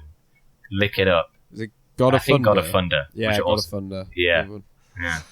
And so it would play those Incredible. songs, and you could unlock Gene as a skater as well. So this is one of the few. I knew some other Kiss songs as well, but like this is one that's like implanted in my head from that. And it's always very interesting to go back to them. Whenever we do, and it might be they had different versions, maybe live versions or remastered, but they always feel it like weaker, a bit thinner than what I remember. And this, on first listen, that was my reaction to Lick It Up. I remember it being like this really huge chorus, and it kind of is, it still is. But I remember it sounding much bigger. I remember the whole song sounding bigger as well. I think this is a really interesting song because I think the chorus does work. It is a good chorus in terms of it just punches you with it. Like it's hard to forget. It's easy to sing along to, easy to get. However, the rest of the song, it's not very dynamic, is it? You know what I mean? Like it's just, and then there's the vocals are doing all the work in sort of like driving the song, but the drums and guitars really not doing very much, and that did catch me by surprise. And again, from how I remember it. So, as I said, the chorus still works, but I think as a whole, it's not an amazing song. I really think it's just okay. It's all right. I don't know. I feel strange about this one. You sound disappointed. One more thing before I pass it on to. Yeah, well, I am considering how I had it in my head. One more thing I want to say for everyone. When I was like looking at comments on the videos, like looking on YouTube and like looking at the comments, people being like, "Oh man, when I was a kid, I thought it was about ice cream until I realized what it really is about." Oh my god, Jesus Christ! I am trying. I was seriously looking at the lyrics, trying to like find innuendo that like makes sense. It really doesn't make any sense. I think they've just like fallen into the fact that like it is kind of an innuendo. Like, oh, lick can be a sexual thing, because the verses, like, honestly, it makes no sense as an innuendo. Like, it doesn't feel purposeful at all. Well, it's not like sexual, is it? It's like, oh, enjoy yourself, lick it up, enjoy every last bite, kind of thing. Be good to yourself, sort of thing. It's just, it's about, spread. You gotta live like you're on vacation. Like, how is that like a fellatio thing? I don't know. Kiss fans, innit? Yeah, that's kind of how I feel. Alexei, what do you think? Yeah, it's a nice slide into the main riff, the boom, bum, bum, bum, bum, to the verse riff, and look, you can argue this is kind of chuggy, and there's not really much going on, but Paul does have a lot of charisma that he does give to the track that I do think makes it pretty engaging. at least in the verses. And I think the verses serve a purpose, which they are quite simple, they are quite bare, but they set up the chorus very, very, very well. It has this kind of less is more quality that reminded me a bit of New York Groove. I don't think it has the same amount of it hasn't got the same sound palette and variety as New York Groove has, but I think in terms of, its dynamics, it's relatively similar. I think it has got that less is more quality. And, in that way, similarly to New York Groove, when a new part sort of makes itself present, then, it does pop, and I think that works pretty well. Like, there's quite a lot of little flourishes, like on the guitars and stuff. Like, there's a little rhythmic change at one point, and that kind of less is more, just sprinkling them in at various points, keeps it kind of, engaging and does kind of pepper the track quite well. It's very effective. Like, the chorus is very, very, very, very good. It is a very, very, very, very simple approach, but I think that, again, with those little flourishes they throw in, they complement the track very, very well, keep it engaging, and again, ultimately serve the chorus very, very, very well. The line, "It ain't a crime to be good to yourself," is, it's actually a pretty good lyric. Like, don't get me wrong, it's not like fucking Leonard Cohen or something like that, but it is, it's all right. It's not, it's, sort of on the nose, but it's nice, life-affirming, good lyric. It's all right. The middle eight is fucking rubbish. The middle eight is shocking. Yeah. It's really boring. It is there. It is just filler. It is there to, like, just fill a hole and get from one. Are you talking about the? No. The bit before that. What are you talking about? Just really. That's even right about that. Proper. Because there's nothing to say. No, because I think the bit you're talking about, the build, it's sweet. That works. I fucking love that bit. That bit's I good. like that bit. And then you got the pause and the slide. Oh, lick it up. Fucking sick. And even actually, you know what? I did say Gene's vocals on this album front to back are fucking terrible and the worst he's committed to tape. The best he sounds on this album is when he comes in going, "It's only right now." I think actually sounded all right. That bit sounded okay. And it's just, look, it's just a nice feel-good song, and it's good, life-affirming, nice song, and it's got a sick chorus. It's got really, really, really sick chorus. And in the same way that when as New York Groove moves, and when you do throw in something that's less percussive and there's like a melodic change, like when the chorus changes, it really makes itself known, and it really, really, really pops really, really well. And it's good. Nice explosive chorus. I think as Kiss hits go, is it one of the, of their like bangers, they're proper bangers, they're Crazy, Crazy Nights, they're Heaven's on Fires, they're Rock and Roll All Nights, they're I Was Made for Loving You. I'd say, it's kind of just scrapes into the top half, but, it's good. Really, really good. Danny, what are you saying? Well, I knew this one too. This was on the greatest I knew this one, CD that I had. Yeah. I mean, you got to give it to them that they were on the ball, and dare I say, ahead of their trend for once. Like, they were sort of... was what we've said before. If they have any claim to anything, it's hair metal. And I think this is them...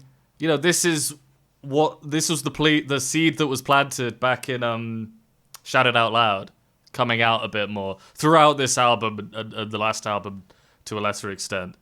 That sort of pop, hair metal, heavy riffs, big choruses. But it's also right? it's also the vibe. Of course, all those other bands are getting. It's also the vibe. And the vibe as well. It's what it's about. Like, you could argue that Paradise City owes a debt to this.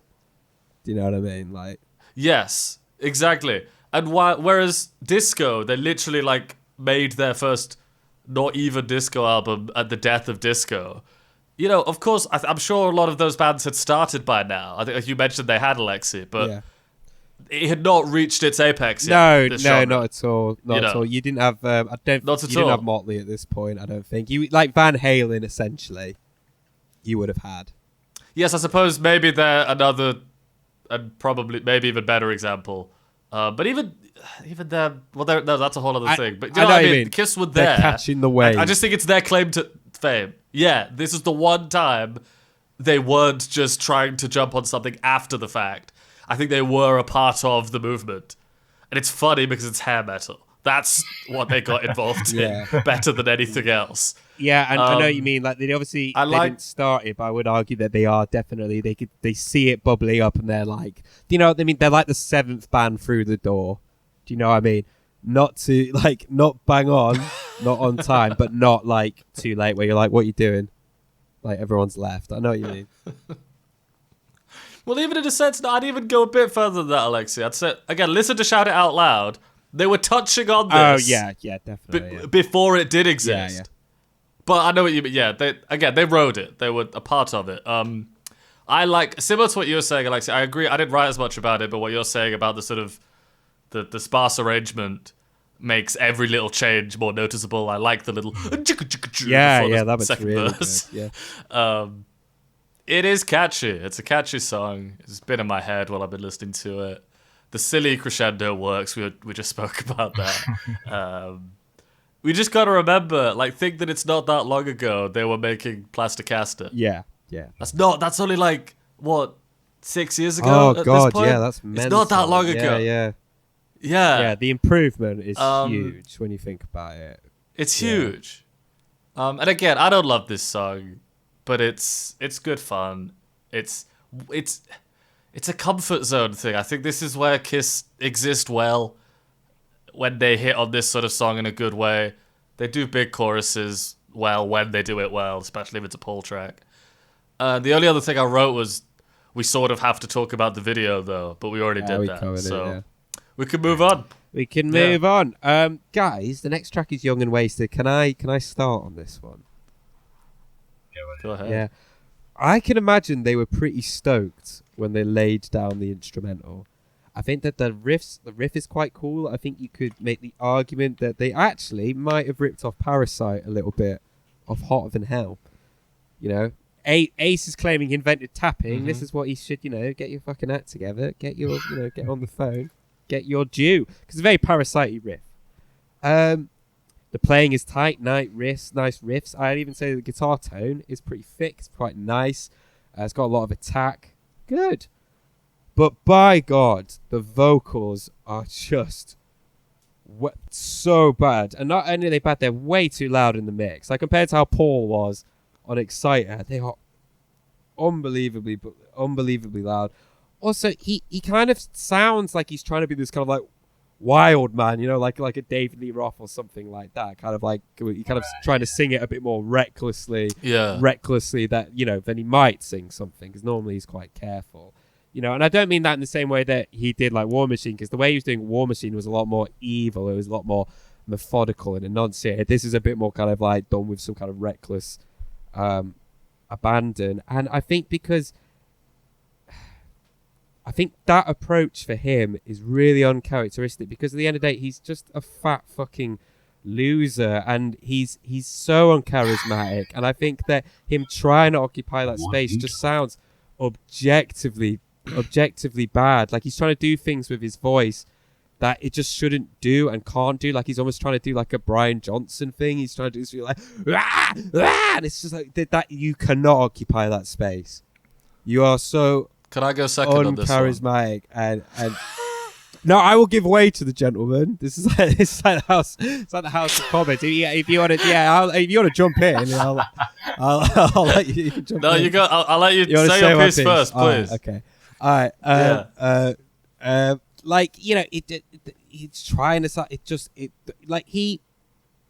I agree with you, Danny, when you say that when he occupies the higher register, particularly on, something like Naked City, or when we get to Crazy Crazy Nights, moving forward, he sounds a lot better in that higher register. I do agree with that. But this is another place. Let's say you characterize his voice by, you have the fucking warbly, grumpy fucking rah, rah, rah, rah, that being bad. That is really, really bad. And then you have the kind of sort of kind of higher end thing that he does in sort of Naked City, and that being a lot more passable, a lot more melodic, and just a lot more pleasant on the ears, that he kind of suits better. That's the sweet spot. This is kind of something else. It's kind of a third kind of singing that we haven't heard him do before, which is him really pushing his voice in these kind of more kind of reckless, kind of wild directions that just doesn't work. Like the little vocal parts that he throws in after the chorus refrain, you know, like,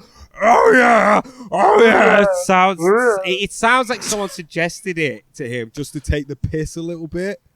I'll be like, oh yeah, you know what you should do, just throw in a little oh yeah at that bit.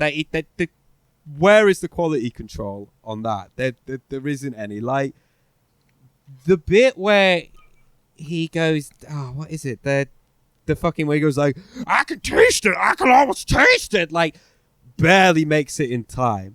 It gets in time just by the skin of its fucking teeth. Like, it barely makes it. It's like watching someone who is crushingly dull be like, you know, oh, I'm a bit mad, me, and then purposely trying to act uncharacteristically weird, and it just comes across as like forced and embarrassing. It doesn't suit him at all. I think it's really bad, this. I think it's really bad. Danny, you want to go second? You know, tell me why I'm wrong, please. Look, well, I hate this. Right? I hate this because now I have to defend Gene Simmons, and now that's what you've made unless me I've do. made a compelling argument. I don't have much. If I made a compelling argument, you could be like, oh, sound. Yeah, actually, I see what you mean.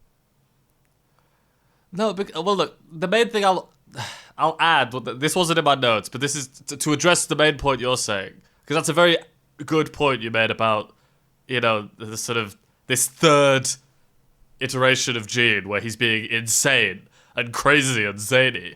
Yeah. He has tried to be cool, sexy, and evil before, and he is so bad at all three of them.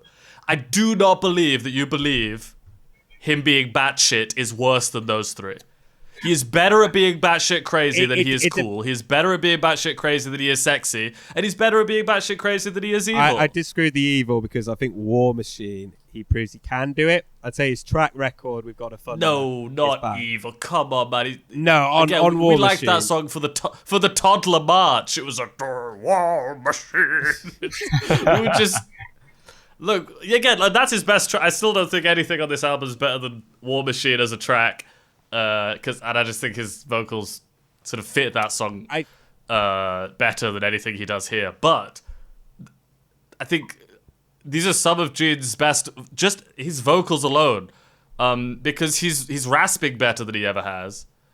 And like I say, the vibe for me is better overall. Again, how much do I even like the track, full stop? That's another point, because it isn't much. But vocally, that's the thing I think is working here. I think the screams in the chorus sort of are what I want the demon to be doing. Better than him trying to be sexy. It's better than him trying to be reserved. He's always been so reserved, Gene. He doesn't know what to do. He wants to be both evil but also cool and sexy, and it's all these things that he's never been able to put it together. So when he just goes loose a bit more, you know, it's Kiss. It's Kiss. I don't want him to be reserved. I want him to be off the yeah, hook. but that's not the right phrase. What's the phrase? I don't know. He's off the Richter scale. Like, I know what you mean. Yeah. I think what you're talking about, though, those vibes, the kind of, you got like, let's say you got sexy, and you got evil, and then you've got just like loose. He's bad at all of them. He shouldn't sing on any of their tracks. Like, he's really fucking bad.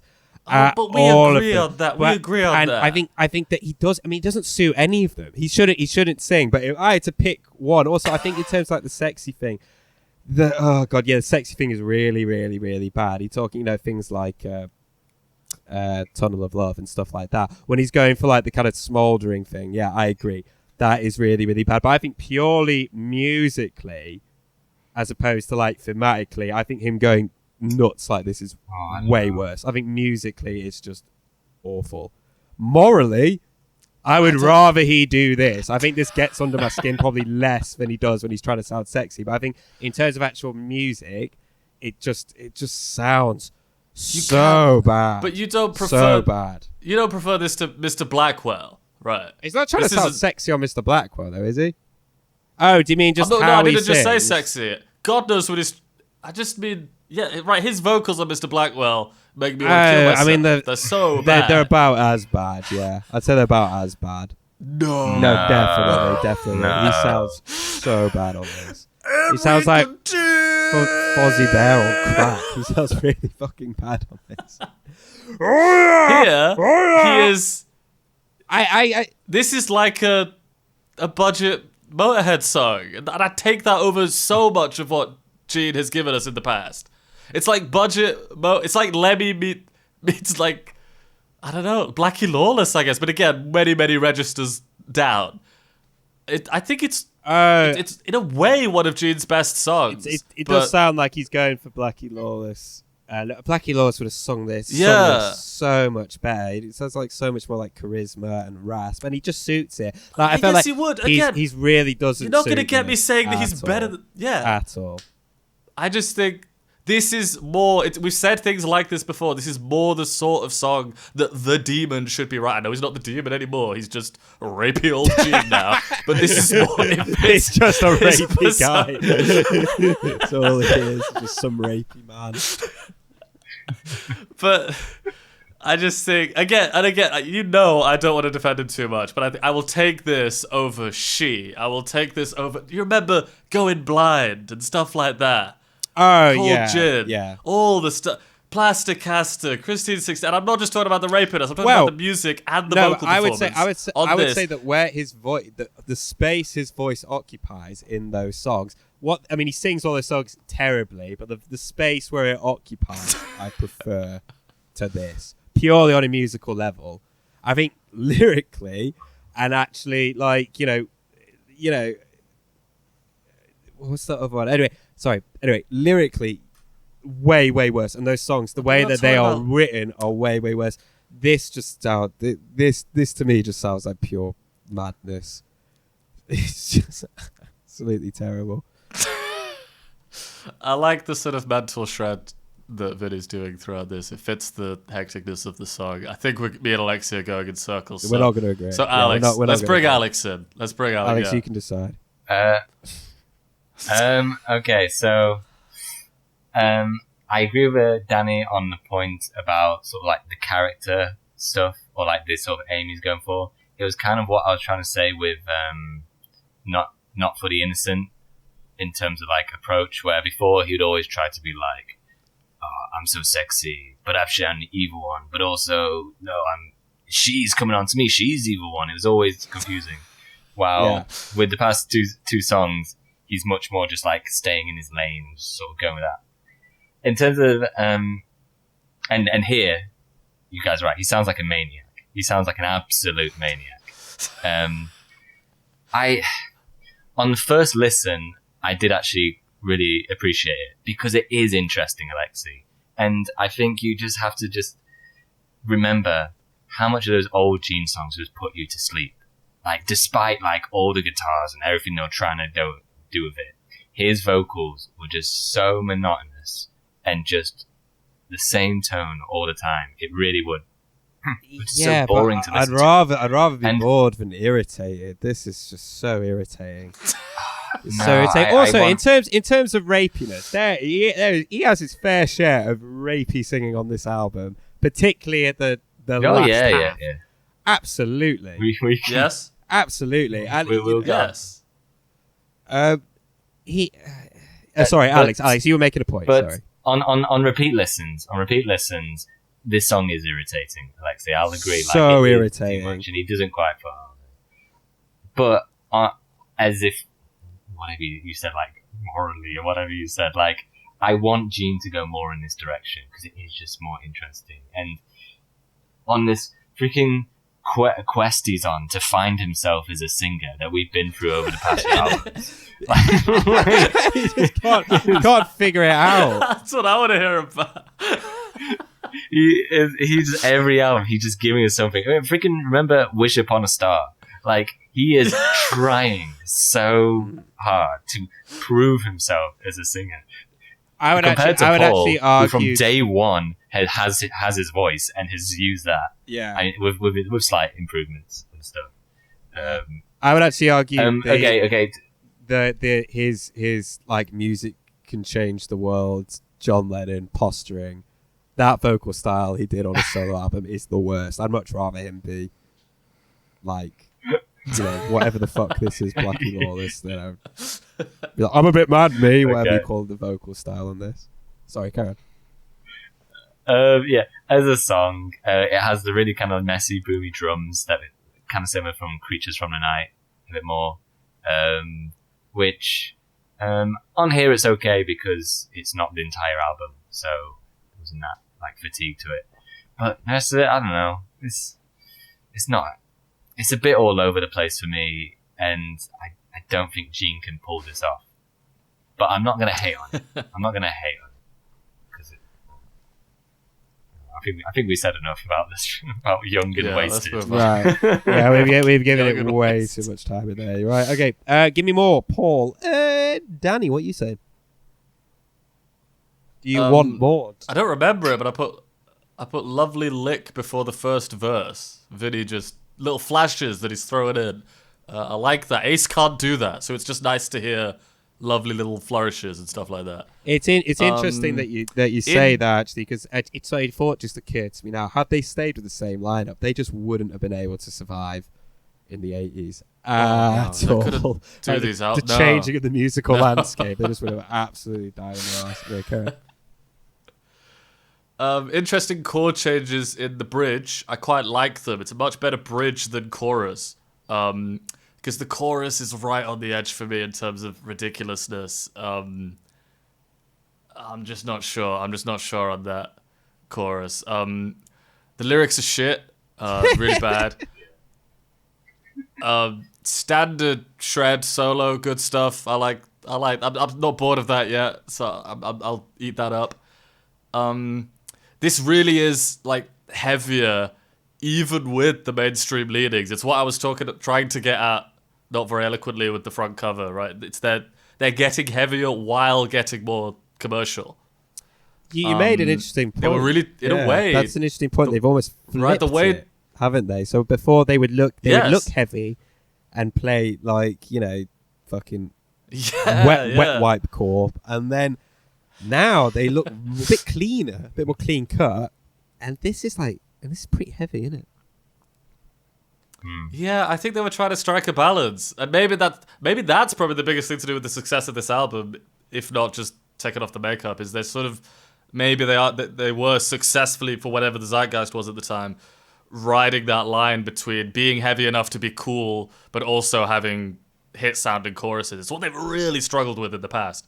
So I didn't in that way. I guess I mean it as a compliment. And again, I think it's influential on what's to come later on in the decade. A song like this, I can't get behind the chorus. It sounds like Nitro. Michelangelo Batio's band. Alexei. I guess right. It's just yeah, that's. I think it sounds like it sounds like that to me. I think it sounds like Budget Van Halen. And they're doing yeah, their or little something kind of like that. reckless party thing. That kind of vibe. Yeah. So it's a no for me on this one, but I think again it's probably it probably worked in their favor. And once again, I wrote, I am so interested in Paul. I just want to know everything about Paul Fascinating man, Stanley. isn't he? He's such an interesting man. Alexei, what do you think about Give me more. Yeah, I kind of agree with you, Danny. It's nice to hear them embracing more kind of speed metal territory. And actually, I put Wasp reference here. Actually, I think this sounds like a Wasp track. Oh, yeah, there you go. Yeah, it's kind of weird. It sounds like that. I wonder when Wasp released their first album, which is actually quite good. I'd recommend it. I wonder actually whether they were before it or afterwards, because there's definitely. I checked. Wasp quote Kiss as an influence. Oh, they will I do, checked but that's that. the visual, isn't it? Because they're quite, That's probably sort of true. Yeah. shock rocky Yeah. and stuff like that. They were kind of more less glam, more kind of shock rock territory, more like Costume, more a Twisted Sister than a Poison. That makes sense. I'm with you. Yeah, you follow. But overall, I think we can all agree that this just really isn't Paul at his best, is it? I disagree with Danny about the pre-chorus. I think it just sounds like random chords that don't really do anything. Doesn't really add much. Having said that, though, I would rather listen to this than like Firehouse, like all day. Like there's a lot more. God, there's a lot of ferocity in this track, and I would say that. I love that you chose Firehouse. Yeah, Sorry, what did you say? I love that you chose Firehouse as the example. Well, you were talking about the plod earlier, and you said, what was it you said? You said she, right? And I which I agree. I think that's if that's your reference for plod. Like my reference for plod is Firehouse. I think Firehouse is the archetypal plod song. Again, I think this lineup's got a lot of chemistry, to be honest, and I think this track sort of showcases that. However, I just don't think there's much of a song there. Do you know what I mean? Like, to be honest with you, for a good album, this should sort of be the low point. Like, like how, like, I don't know, Number of the Beast has Invaders or Gangland or something like that. This should be like the sort of Invaders of a good album. Do you know what I mean? The one that you're kind of like, nah, sort of skip that one. You know what I mean? Like, I think it's okay. It's all right. It's kind of like somewhere, it's a very, very kind of marginal sort of, I don't know, actually. Not thumbs up or thumbs down. I really can't decide, to be honest. It's fine. It's okay. Alex, do you want more? Do you want it to give you more? I'm alright, thanks. It's whatever cocaine that Gene was on and Young and Wasted, Paul was also taking it, because he also sounds insane here.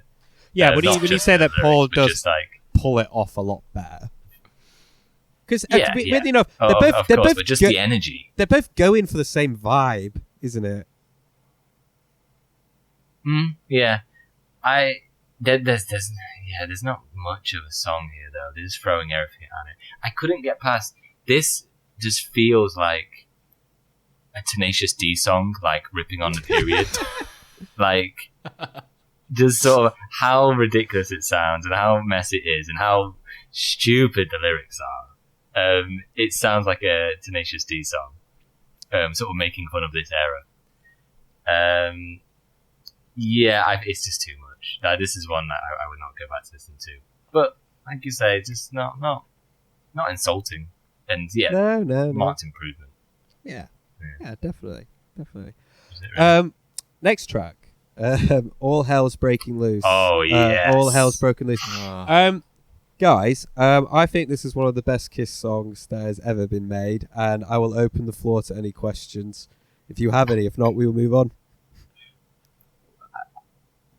I think this is fucking brilliant. brilliant. Yeah. All right. I was so shocked by this, man. Why? I think it's fucking brilliant. Why? Had you heard the song before? Yes, I had actually. Yeah. Oh, okay. Oh, only the chorus. Sorry, Wow. only the chorus, not the rap. I've never heard the rap. Do you want me to tell you how I know this chorus? Actually, do you want me to tell you? Go on. So, I was watching a VH1 about them, called Beyond the Makeup. And it was sort of there behind the music. And obviously, they don't do things the standard way. Instead of it being behind the music, it was beyond the makeup.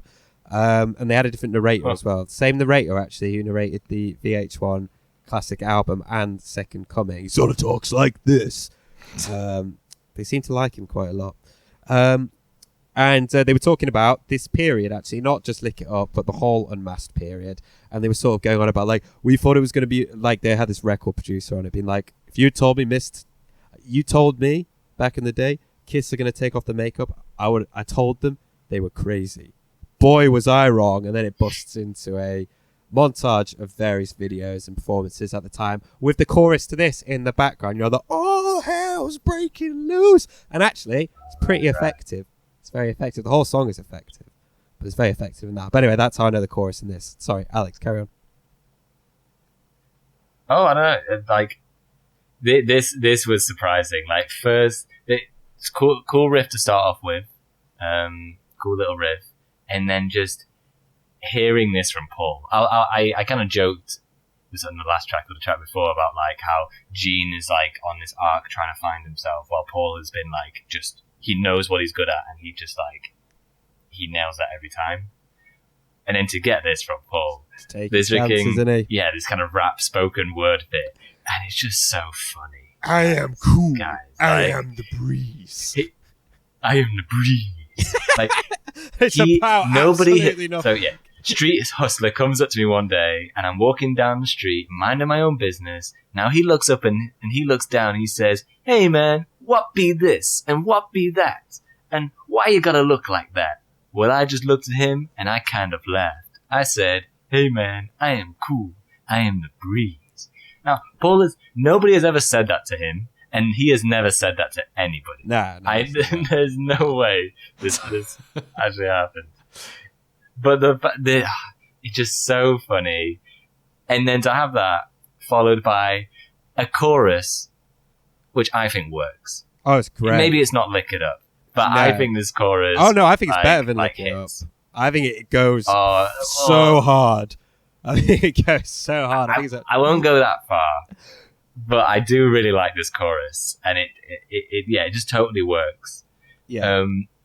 There is a lot. By the way, I think this is one of their best songs, right? For a lot of the same reasons that you are. It's unbelievably ridiculous, but has a chorus that goes so hard. There are loads of fucking things they're so misguided about it. The production is rubbish. The pre-chorus is just confusing. There's loads of weird. I could like a song. I never thought I could like so a song much wrong where with it. Yeah. Kiss are telling me to fight the institution. Like, how are Kiss ever going to tell me how to fight the institution?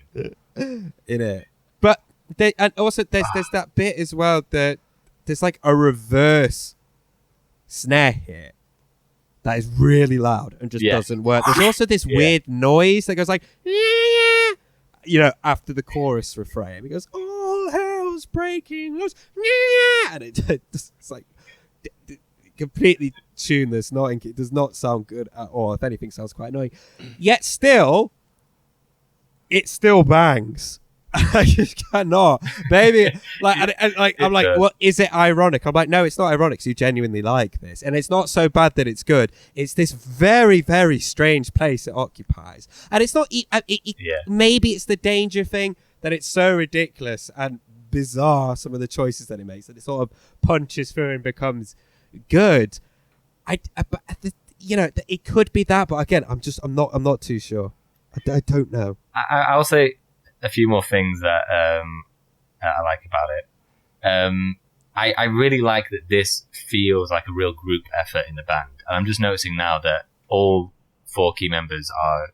This feels like every one of them is part of it. Yeah, you wrote most of it, not the lyrics. I mean, wrote most of the music for it. Please tell me it's Vinny. It's Eric Carr, and he didn't like, and he really at first resented what Paul did with the verses by doing the rap, because he saw it as more of like a Zeppelin type thing, like "Keep Me Coming" off Creatures, something like that. He saw it as more of that, like it was going to be more kind of a foot stomper, Zeppelin-y, bluesy thing.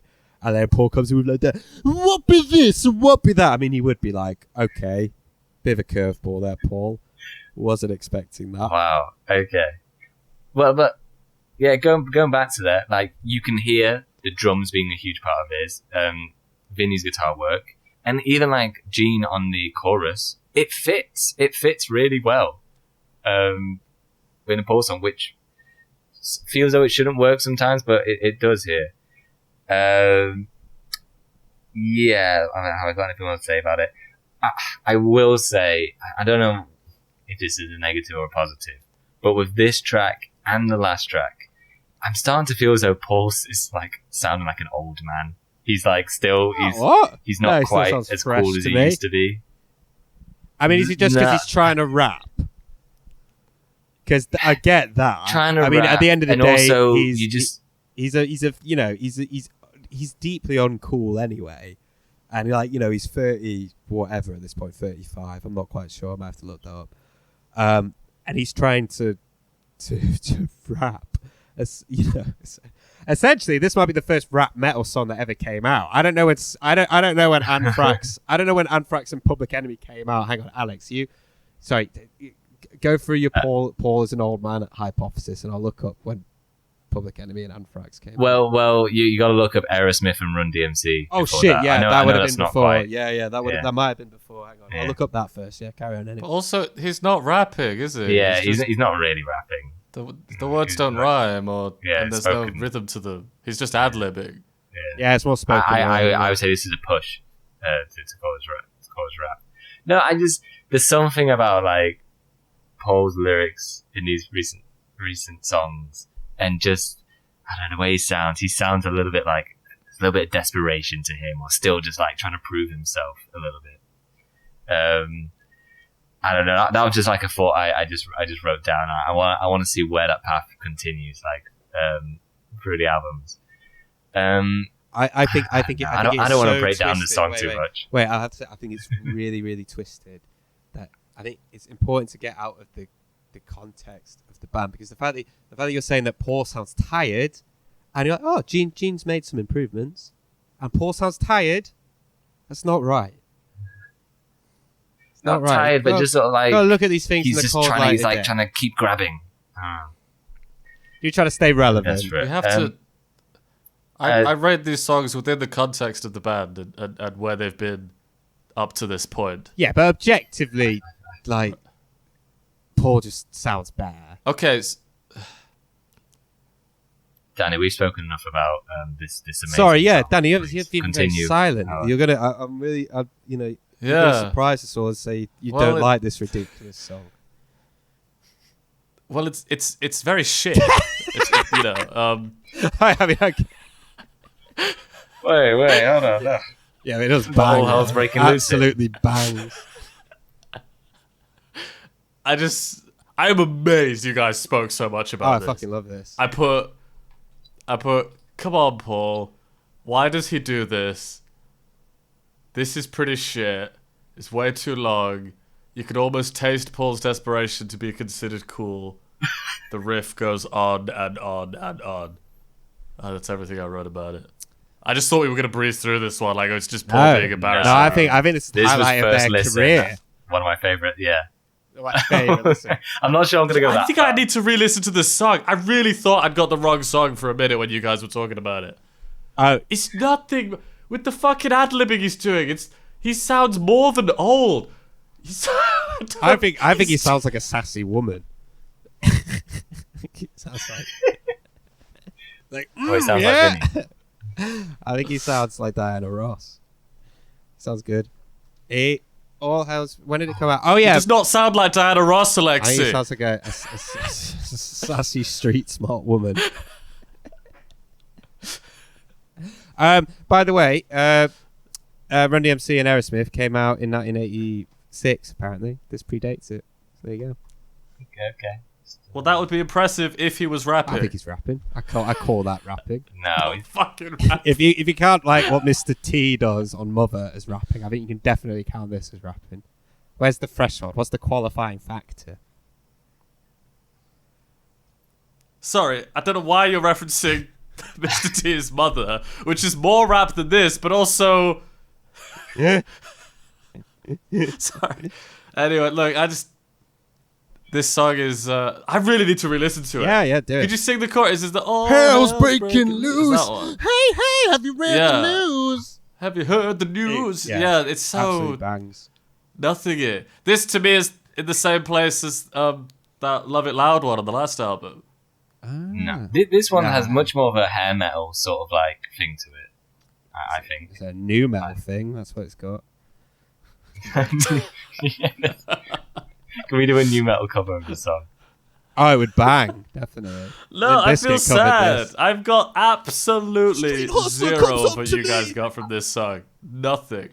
That's a shame. I I'm didn't amazed write by that, much. Danny, because this one, it just immediately... I mean, so many of the songs, like, you kind of expect them. You know where they're going to this one. This takes many left turns. Initial sort of groove and beat, and then the verse and the chorus. I just... This one just stuck out to me so much. I was like, oh, we have to talk about this. That's fantastic. It's got its own Wikipedia page. This was the other single, by the way. I don't know if you knew that. This was the second single. Did you see the released. music video? No. The music Maybe video that would bring it up. Oh, the music No, video is it's a lot very of- bad, yeah. It's them pretending they're like really tough, where like they're walking down the street and guys are coming up to them and they just like bat them away, sort of like, and then the guys fall down. It's really lame. And then obviously they go into a club with like hot girls. Yeah, Yeah. they're Says- fighting the institution, Danny. I don't think you quite get it. Yeah. Yeah, That's what inspired. it's beyond That's me, what this one. inspired Rage to do the rap metal fusion. was Kiss saying, "Let's fight the institution." Wikipedia says it's rap, so it must be true. There you go. Well, that'll be written by a Kiss fan who clearly wants them to be. I'll check the citation. Yeah. What's the citation say? It says, "Oh yes, it's an unauthorized biography." Yeah. All right. Anyway, next track we have A Million to One. I don't know, Danny. We went on and on about the previous track. What do you have to say about this one? Well, this is probably the best Kiss song we've ever had. Maybe what was the one I loved? Danger. Unmasked. What makes the world go what round? makes the world go round? Yeah, this is up there with that. This could be the best Kiss song ever. I've heard it before. It's great. At first, I wasn't sure because the chord structure is so common, but although they fucking pull it off, it's such a good intro with that. With the hits, with the guitar riff. Yeah. It's such a Paul song. This goes back to Love Gun in its origin of Paul's songwriting. He's so on form here. It is a fucking banging chorus. I mean, how many times do I have to compliment this man singing? He is so good at singing. A different singer would simply not be able to hit the high D that he does on the second of the "There's someone better than me," and falsetto just doesn't sound as good. It doesn't sound nearly as powerful, and he's not going falsetto. He's just belting it out. I think the build to the chorus is so beautiful. They very rarely have the patience to do a sort of, a payoff like that. But they really build up to the chorus, and the chords lead up to it wonderfully. This is how you brag, because it lives up to it. He sounds as good. You almost believe him. She's not going to find someone as good as him. I kept writing lovely. The tapping at the end of the solo is really clean and powerful. Stole that from Ace. It's really up there. And just the tonal change going into the chorus with that clean guitar sound suddenly being higher in the mix is so good. I just think this is Paul at his absolute best. I love his the interplay between the "a million to one" and his lines after those lines are so lovely. And I could go on, but well, Alex, what do you think? This is one of the few tracks where it's so like it's just well done in the sense of what it's trying to achieve, and it sort of like hits the mark. And I will say it doesn't try to do anything like out there. Like it's this sort of 80s how do you call it, like sort of Eye of the Tiger sort of thing, like anthem. I'm not sure what you call that. This Angry ballad. Yeah, this angry like pump you up ballad sort of thing. Yeah, like it's definitely a drama. It's not do anything. Yeah, it's not doing anything like crazy out there, but it's just very polished, and Paul finds a way to kind of show off in that mold, like you were saying, Danny. It's not my thing, I'll be honest. Like this part of the 80s, I don't particularly like, and it is good, but I don't think it stands out enough where they say like from that sound that I like really into it. But it is very well polished, and Paul sounds great. But this is something I would not go back to, so I didn't have much to say about it.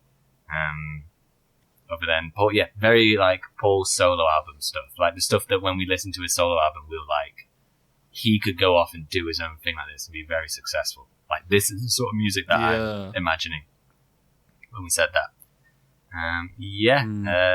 Good one. Michael Bolton. Yeah, no, I agree. Yeah, man, we joke, but Alexei? I think this is really, really, really fucking good, and I agree with Danny. Actually, I agree with pretty much everything Danny said about it. I think that the final chorus, when they finally changed the chord progression up and Paul is just wailing, is really, really, really impressive. And I think it does serve as a proper showstopper for the album, much in the same way that I Still Love You off Creatures did. I think this is like the curtain closing moment for me. I actually also think that,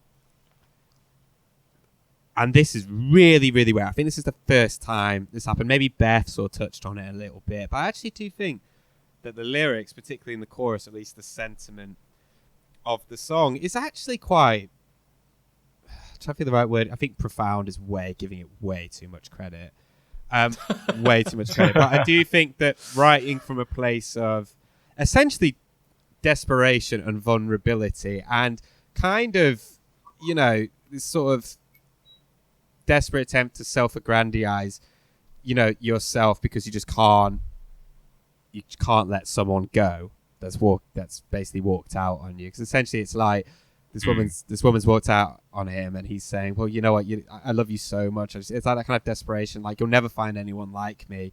Like, it comes from quite a really like desperate, quite dark place where he almost comes across as quite, he's kind of saying this unlikable sentiment as like a really last ditch attempt to kind of bring this, this person back. It's almost quite vengeful in a way, but not in like a spiteful way, in a very human, in a very sort of honest way, because a lot of people respond like that. And I think that the way it's delivered with the chorus, because the chorus, like Danny said, it's fucking brilliant.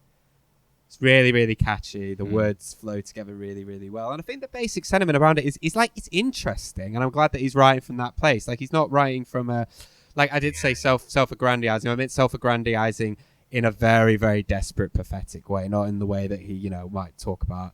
Let's say in Love Gun, talk about, how big his dick is or something like that. This is a lot more, a lot more human, a lot more desperate. And I think he does it really, really well, to be honest with you. And I think he sells it incredibly well. Just with his vocals, he does genuinely sound desperate and sad in a way that, I guess, with I Still Love You from Creatures, he was kind of playing a character in that sense. Do you know what I mean? Like, whereas, he was writing from a position that maybe necessarily wasn't his own, but with this, it is his own. And I genuinely think like, oh God, you do yourself fucking it, man.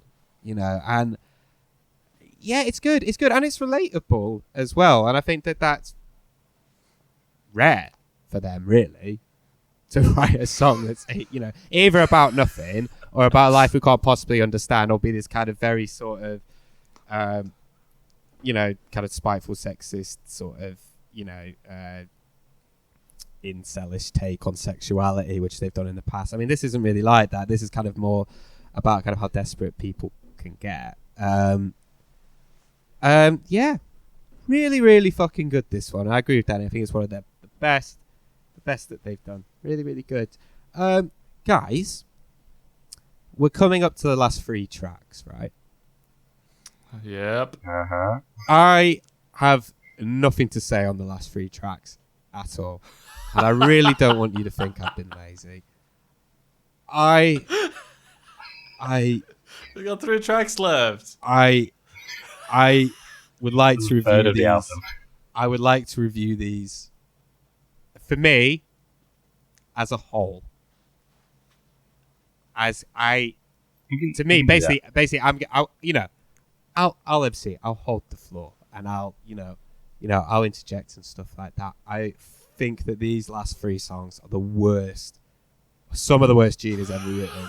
I think they are unbelievably bad. I cannot believe they finished the album with this run of songs. I think all of them should go in the bin. I think they're ghastly. I think that they are absolutely mad cunts for making this little run of them at the end. The fruit butter on whatever fucking song that is unbelievably bad. I don't know what fucking thing's going on. And you know what?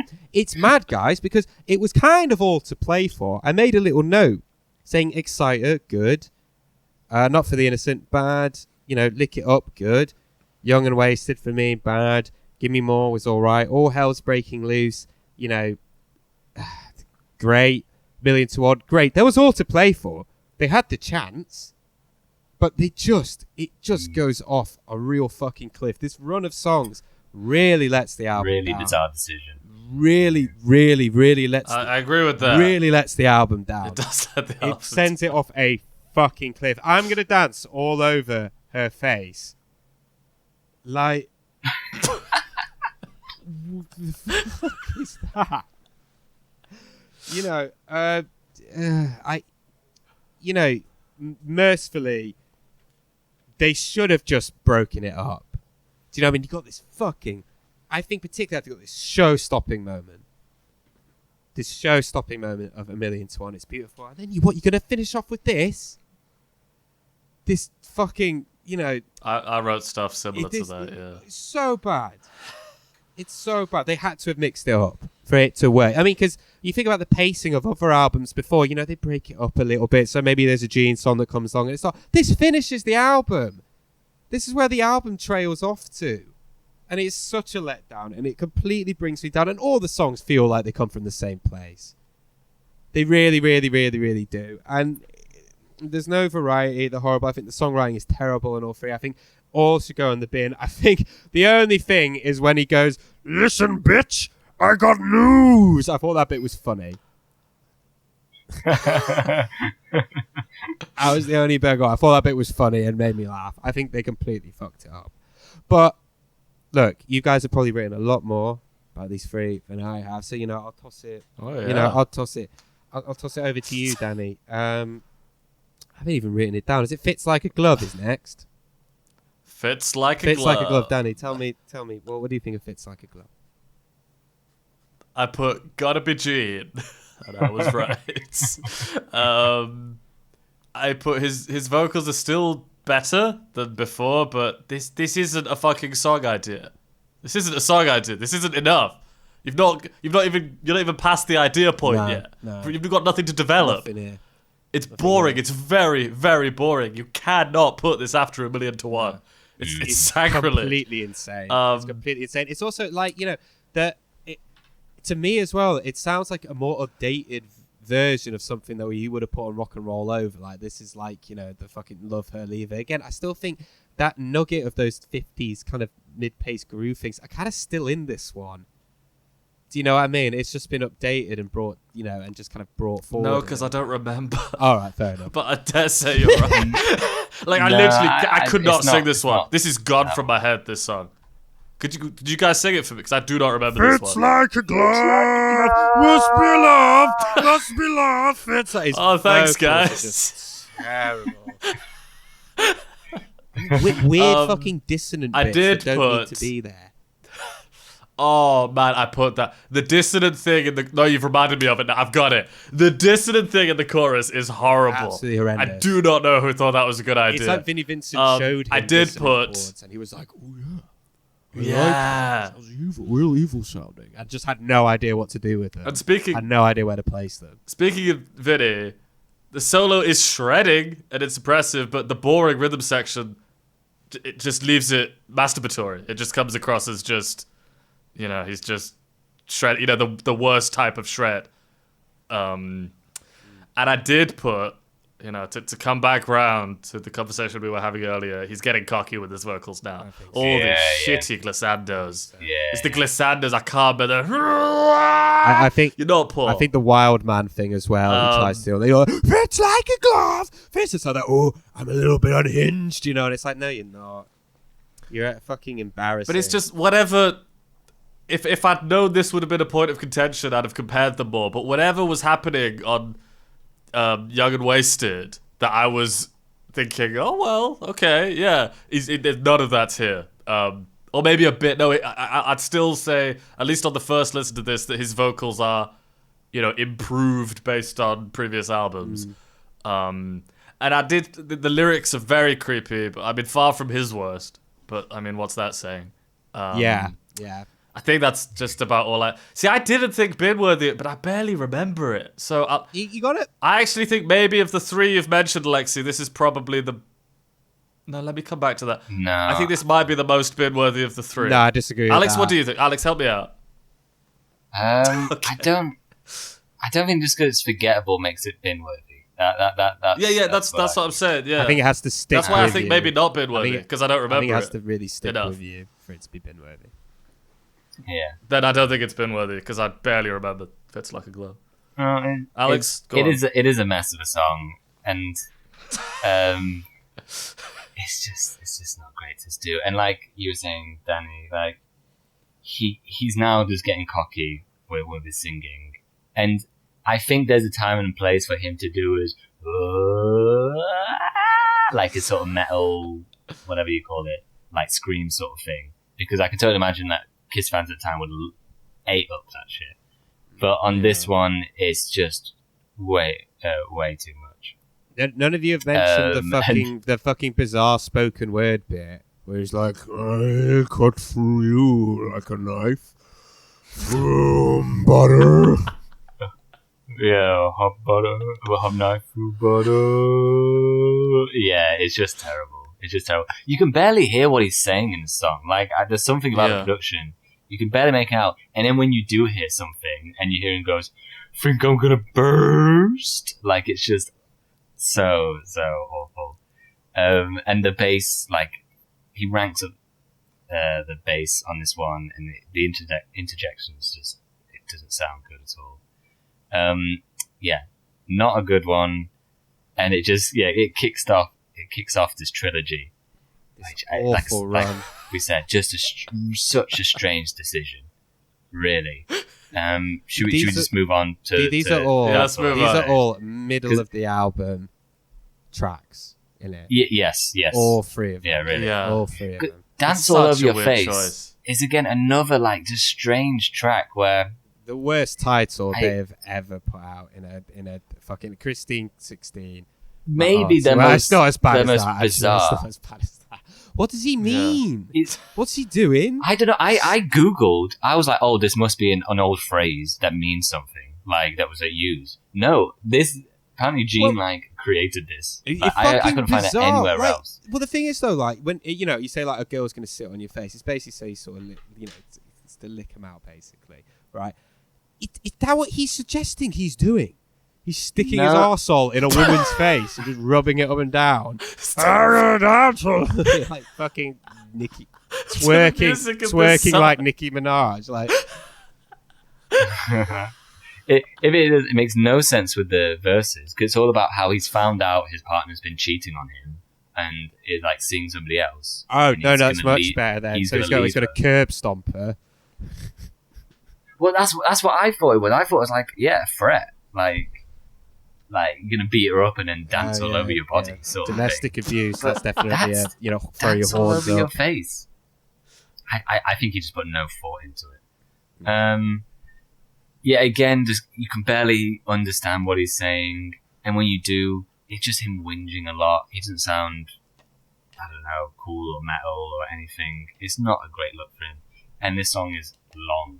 This is a long one. It goes on and on. 4 minutes 16. Second longest. Despite, I will say I do like the sort of vocal flourishes at the end, like kind of core response and the little harmonies. I think, again, I'm just trying to find little positive things to say about him, because we've got to listen to this man for a lot longer. So got to find some things to cling on to. But a very boring song. Danny, do you have anything else to say? Well, the tragedy is I wrote 2 Gene songs back to back is a bit much. Oh, Christ. Little did I know. I phased out, and I thought the song must almost be finished, and it wasn't even halfway. Yeah. The wet effects on his voice are not good. No. And even his impressive highs that, of course, come at the end, have already lost their novelty to me. That I just was bored of them now. Boring, slow, long. I did note that the drums are quite good. I did that with the next track. I was like, oh, Eric's been really good on this album. Good job. Yes. Yeah. Okay. Well, we can move on, because I think the next track is better than the other two. I don't know what you think, Alex. Not great, but better than the other two. I thought this one was embarrassing. See, this one, I think this. No, it is embarrassing. Surely, just where this is placed as the 10th track on this freaking the third one of this Gene trilogy. I just, every time it came on, I was so done. So I'm not treating this track fairly. I agree with that. Yeah. The intro is really good though. The intro, like I put that. Yeah. Nice heavy opening, good drums. It's a bullshit fucking budget AC/DC song where the chorus is just such a nothing. The chorus fits so awkwardly over the. I put It's that I'm starting to think only AC/DC and maybe a few others could pull off this sort of song. Well, also like the very chorus hard. it's too long. The you know what I mean? The and on the 8th day God created rock and roll is just way too long for a chorus. You're gonna say all of that, and none of it rhymes. Way too long. I think it sounds like a cover. I thought this must be a cover because it sounds like a heavier imagining of a minor 70s hit. It's not, but maybe that's because of what comes later with God gave rock and roll God to gave you. rock and roll to you, which is very similar thematically to this song. I'm afraid to say I put You Were Doing So Well, Gene. And again, I'm grading him, based on his past performance. I was after that one I thought was all right, Young and Wasted. I was like, Gene's making improvement, especially vocally, but he just shattered it all with his last It three really tracks. did, yeah. It's like they stuck like a Gene Simmons EP on the end. Yeah, Yeah. I do think the outro changes up the chords, and it does sound better and more generic, which is a typical Kiss move. They make it sound more generic and thereby better. Because it works better than them trying... I don't know, whatever the fuck they were trying with this song.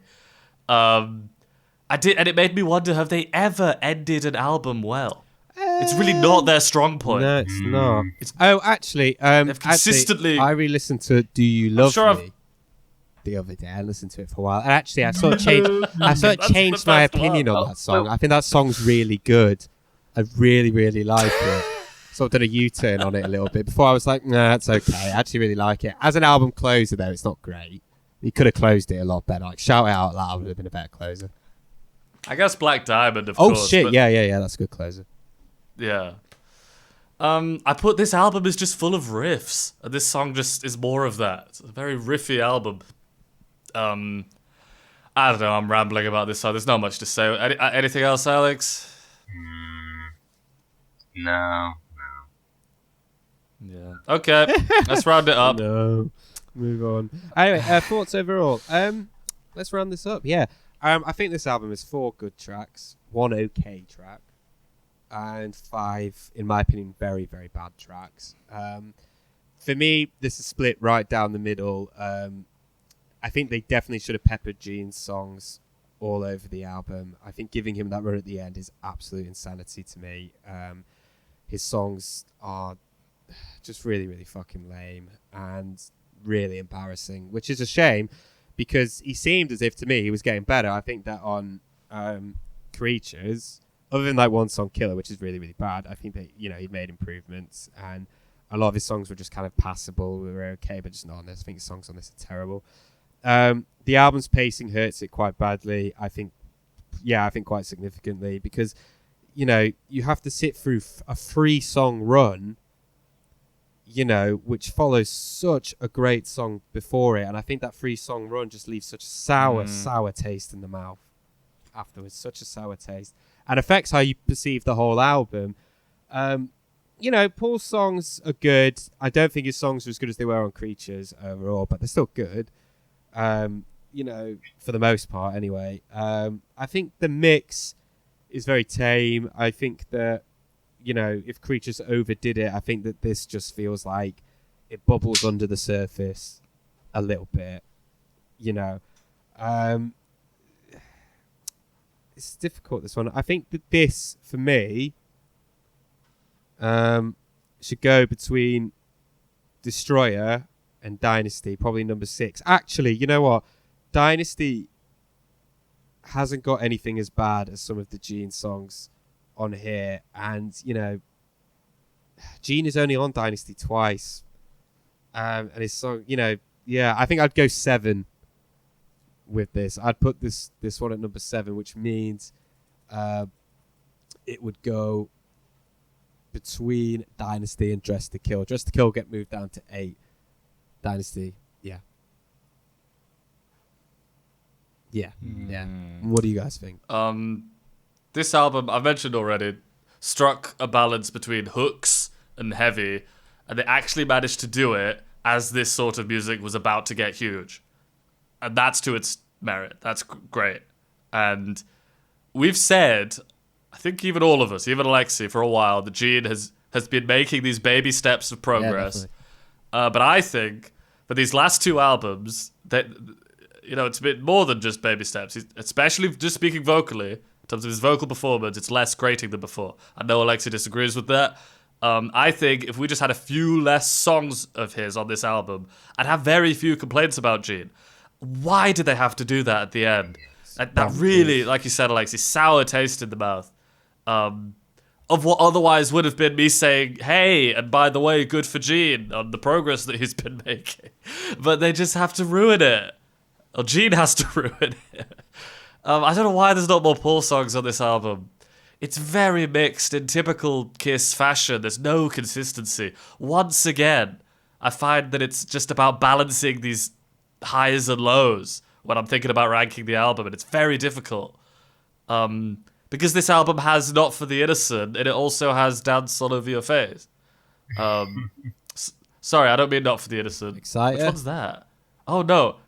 I mean A Million to One is what I meant. Fucking Not For The Innocent. That's the second track. Not For The Innocent. Sorry, well, forget that. Does Dynasty have anything good, as good on it as A Million to One? No, it doesn't. But overall, no, as doesn't. an album, not that I remember. You have to sit through one or the other. I'd much rather listen to. I'd probably rather listen to Dynasty as a whole album. I mean, I don't know. Overall, I'm looking at the track list now. I need to get the track list up. I'd reiterate my point about how the more they sold out and lost the personality within the band, the better the music was. It is paradoxical. It's like the music is so soulless until Paul just drops a fucking heavy metal bomb, which he sometimes does. Yeah. I really think, and this relates to what you were saying earlier, Alexei. I view it a little differently to you, but it is paradoxical. I think he's the king of fabricating emotion to the point where it's almost sort of real. I think, and I mean it as a compliment. Until he starts opening his mouth in interviews about songwriting and he ruins everything from the way he talks, I really think that he can just fabricate something like... I know he was going through a real breakup, and that's horrible, and that's not nice, but I don't know, man. Something about A Million to One. I don't believe that it's this... It doesn't scream authenticity at me. I'm sure you'd agree with that, actually, but... There's something brilliant about what he's channeled there, or what he's come up with. Yeah. I think he's amazing at doing that. You said before, Alexei, one of the previous albums, he has this thing of songwriting where everything is like, tonight. It ends here. Yeah. This is exactly one of those songs I was thinking of. Yeah. Tonight You Belong so to Me, good at that. Magic Touch, all that stuff, Yeah. In terms of ranking, I need to get the list up. What you said, Alexei, didn't sound too off the ball to me, but I need to have a look at the list. I think we're looking round. So Alex, you go ahead while I have a look. The same place, I think. Alex, what do you think? I think we're looking at the same place what you said, Alexei, but I would put it a bit higher. Above Dynasty, and I would maybe say above Destroyer. Into like 5th place. What's got Destroyer got it? It is, just like Danny said, it is those last tracks that really weigh it down. That makes that position for me hard to defend. But a lot is accomplished on this album, right? I mean, I think we have some metal, heavy rock with like Exciter, which we liked, and some of the like Not For The Innocent, which I know is not as good a track, but still like hits that like heavy riff. Lick It Up, a great pop song. All Hell's Breaking Loose, which I know like there's a bit of disagreement there, but like a really fun track, like very memorable track. And then A Million to One. So a lot is accomplished on this album, which usually with Kiss albums, they do one thing really well, and then there's a load of other stuff which is just like, it's okay. The different places they go on this album, and most of it works. I agree with what Danny said, that this is probably, all in all, Gene's best singing. It's just a shame that there's just so much of it. And then when I look back it's on Dynasty, which had like one or two highlights, I think Lick It Up has more. I think Lick It Up has more to it than Dynasty. Maybe Destroyer as well. That's how I see it. Above Dynasty, below Destroyer, but I'm not. Yeah, you gotta look at Destroyer there. You got like Detroit Rock City, it's good. King of the Nighttime World, nah, bit nothingy. God of Thunder, bad. Great Expectations, bad. Flaming Youth, it's alright. It's good. Sweet Pain, yeah. Okay. Shout Out Loud, good. Beth, good. Do You Love Me, good. Yeah, I Not think that good though. A lot of those you were saying good quite generously. Yeah, but the pacing of it and overall is better than this. I mean, this Yeah. really fucking fucks it up on the last 3 tracks. The last 3. I think if the I'm pacing was surprised better, you on wanna its put You part, got to remember we put it the above, pacing of an album is just like so important. Okay, so yeah, let's look at. Look, I I'm use the one Number of who the thinks Beast. that fucking track is shit. What's it Oh, called? Hell's Hell's Breaking Breaking Loose, Loose, and I'm saying it should be above. Yeah, I think between Destroyer and Dynasty works for me. Yeah, I think so. I think so. Okay. I just think as well, like the importance of how you do a track listing. It's like I used Number of the Beast as an example, right? So let's say you shook that up a little bit and you rearranged the track listing, and instead of ending on how to be that name, does it end on how to be that name? It does, doesn't it? Track 8, right? Yeah. Okay. Ended on Gangland. Yeah, end on Gangland instead. All right. Oh, well, actually, Gangland's the second to last track, isn't it? All right. If it ended on Gangland, Wait, does it end on fucking Halloween? no, it does. It does. It's like that it other does. one. Let's say you had a 2-song run of it was Invaders and then Gangland. You'd just be like, the fuck was that? It would bring the album down. Definitely bring the album down. Alex, why do you want to try and say why it's better than Destroyer? I think it's just Because I'm open. the only thing is just the improved production. Then Yeah. that just for me just puts it ahead of it. When I do look at Destroy though, I look how, except for God of Thunder and Great Expectations, which are back to back, Really it bad. doesn't have what we're saying with this album, which is those last 3 tracks. So that I'm not too tied to that because of the pacing issues. I think as well, if you have 2 shitty songs, even 3 shitty songs back to back in the middle of an album, you still got the last 4 tracks, whatever, to bring it back. You know, you don't have it with this. Just ends on a Ends so bad badly. note to end on. I really do think it really significantly affects the album. So I'm happy with between the Destroyer and Dynasty. Dynasty. Yeah, that works for me. Alex, you good with that? Let's do it. That goes All right. in. It goes in. So where does that leave it? Is that number 6 then? Yes. Yeah, be number 6. Yes. Right. Well, that was good. Well, next time we'll be covering Animalize, the only album to feature guitarist Mark St. John. So there'll be a Kiss Casualty next week because Vinny's not going to be around anymore. So, you know, gather up your thoughts on weird Vinny and his weird face. See if we can get through it. See if we can get through it without mentioning his appearance one time. The whole spiel Oh, sure. going to be Okay. dedicated to. It was just a bit fucking weird looking, wasn't he? Didn't really feel. All right, what should we sing on our way out?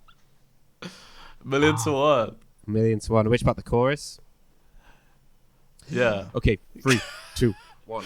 And 1,000,000 to 1. Million to What it one. will be. Let's 1,000,000 to 1. A million to one. You never will find 1,000,000 to 1.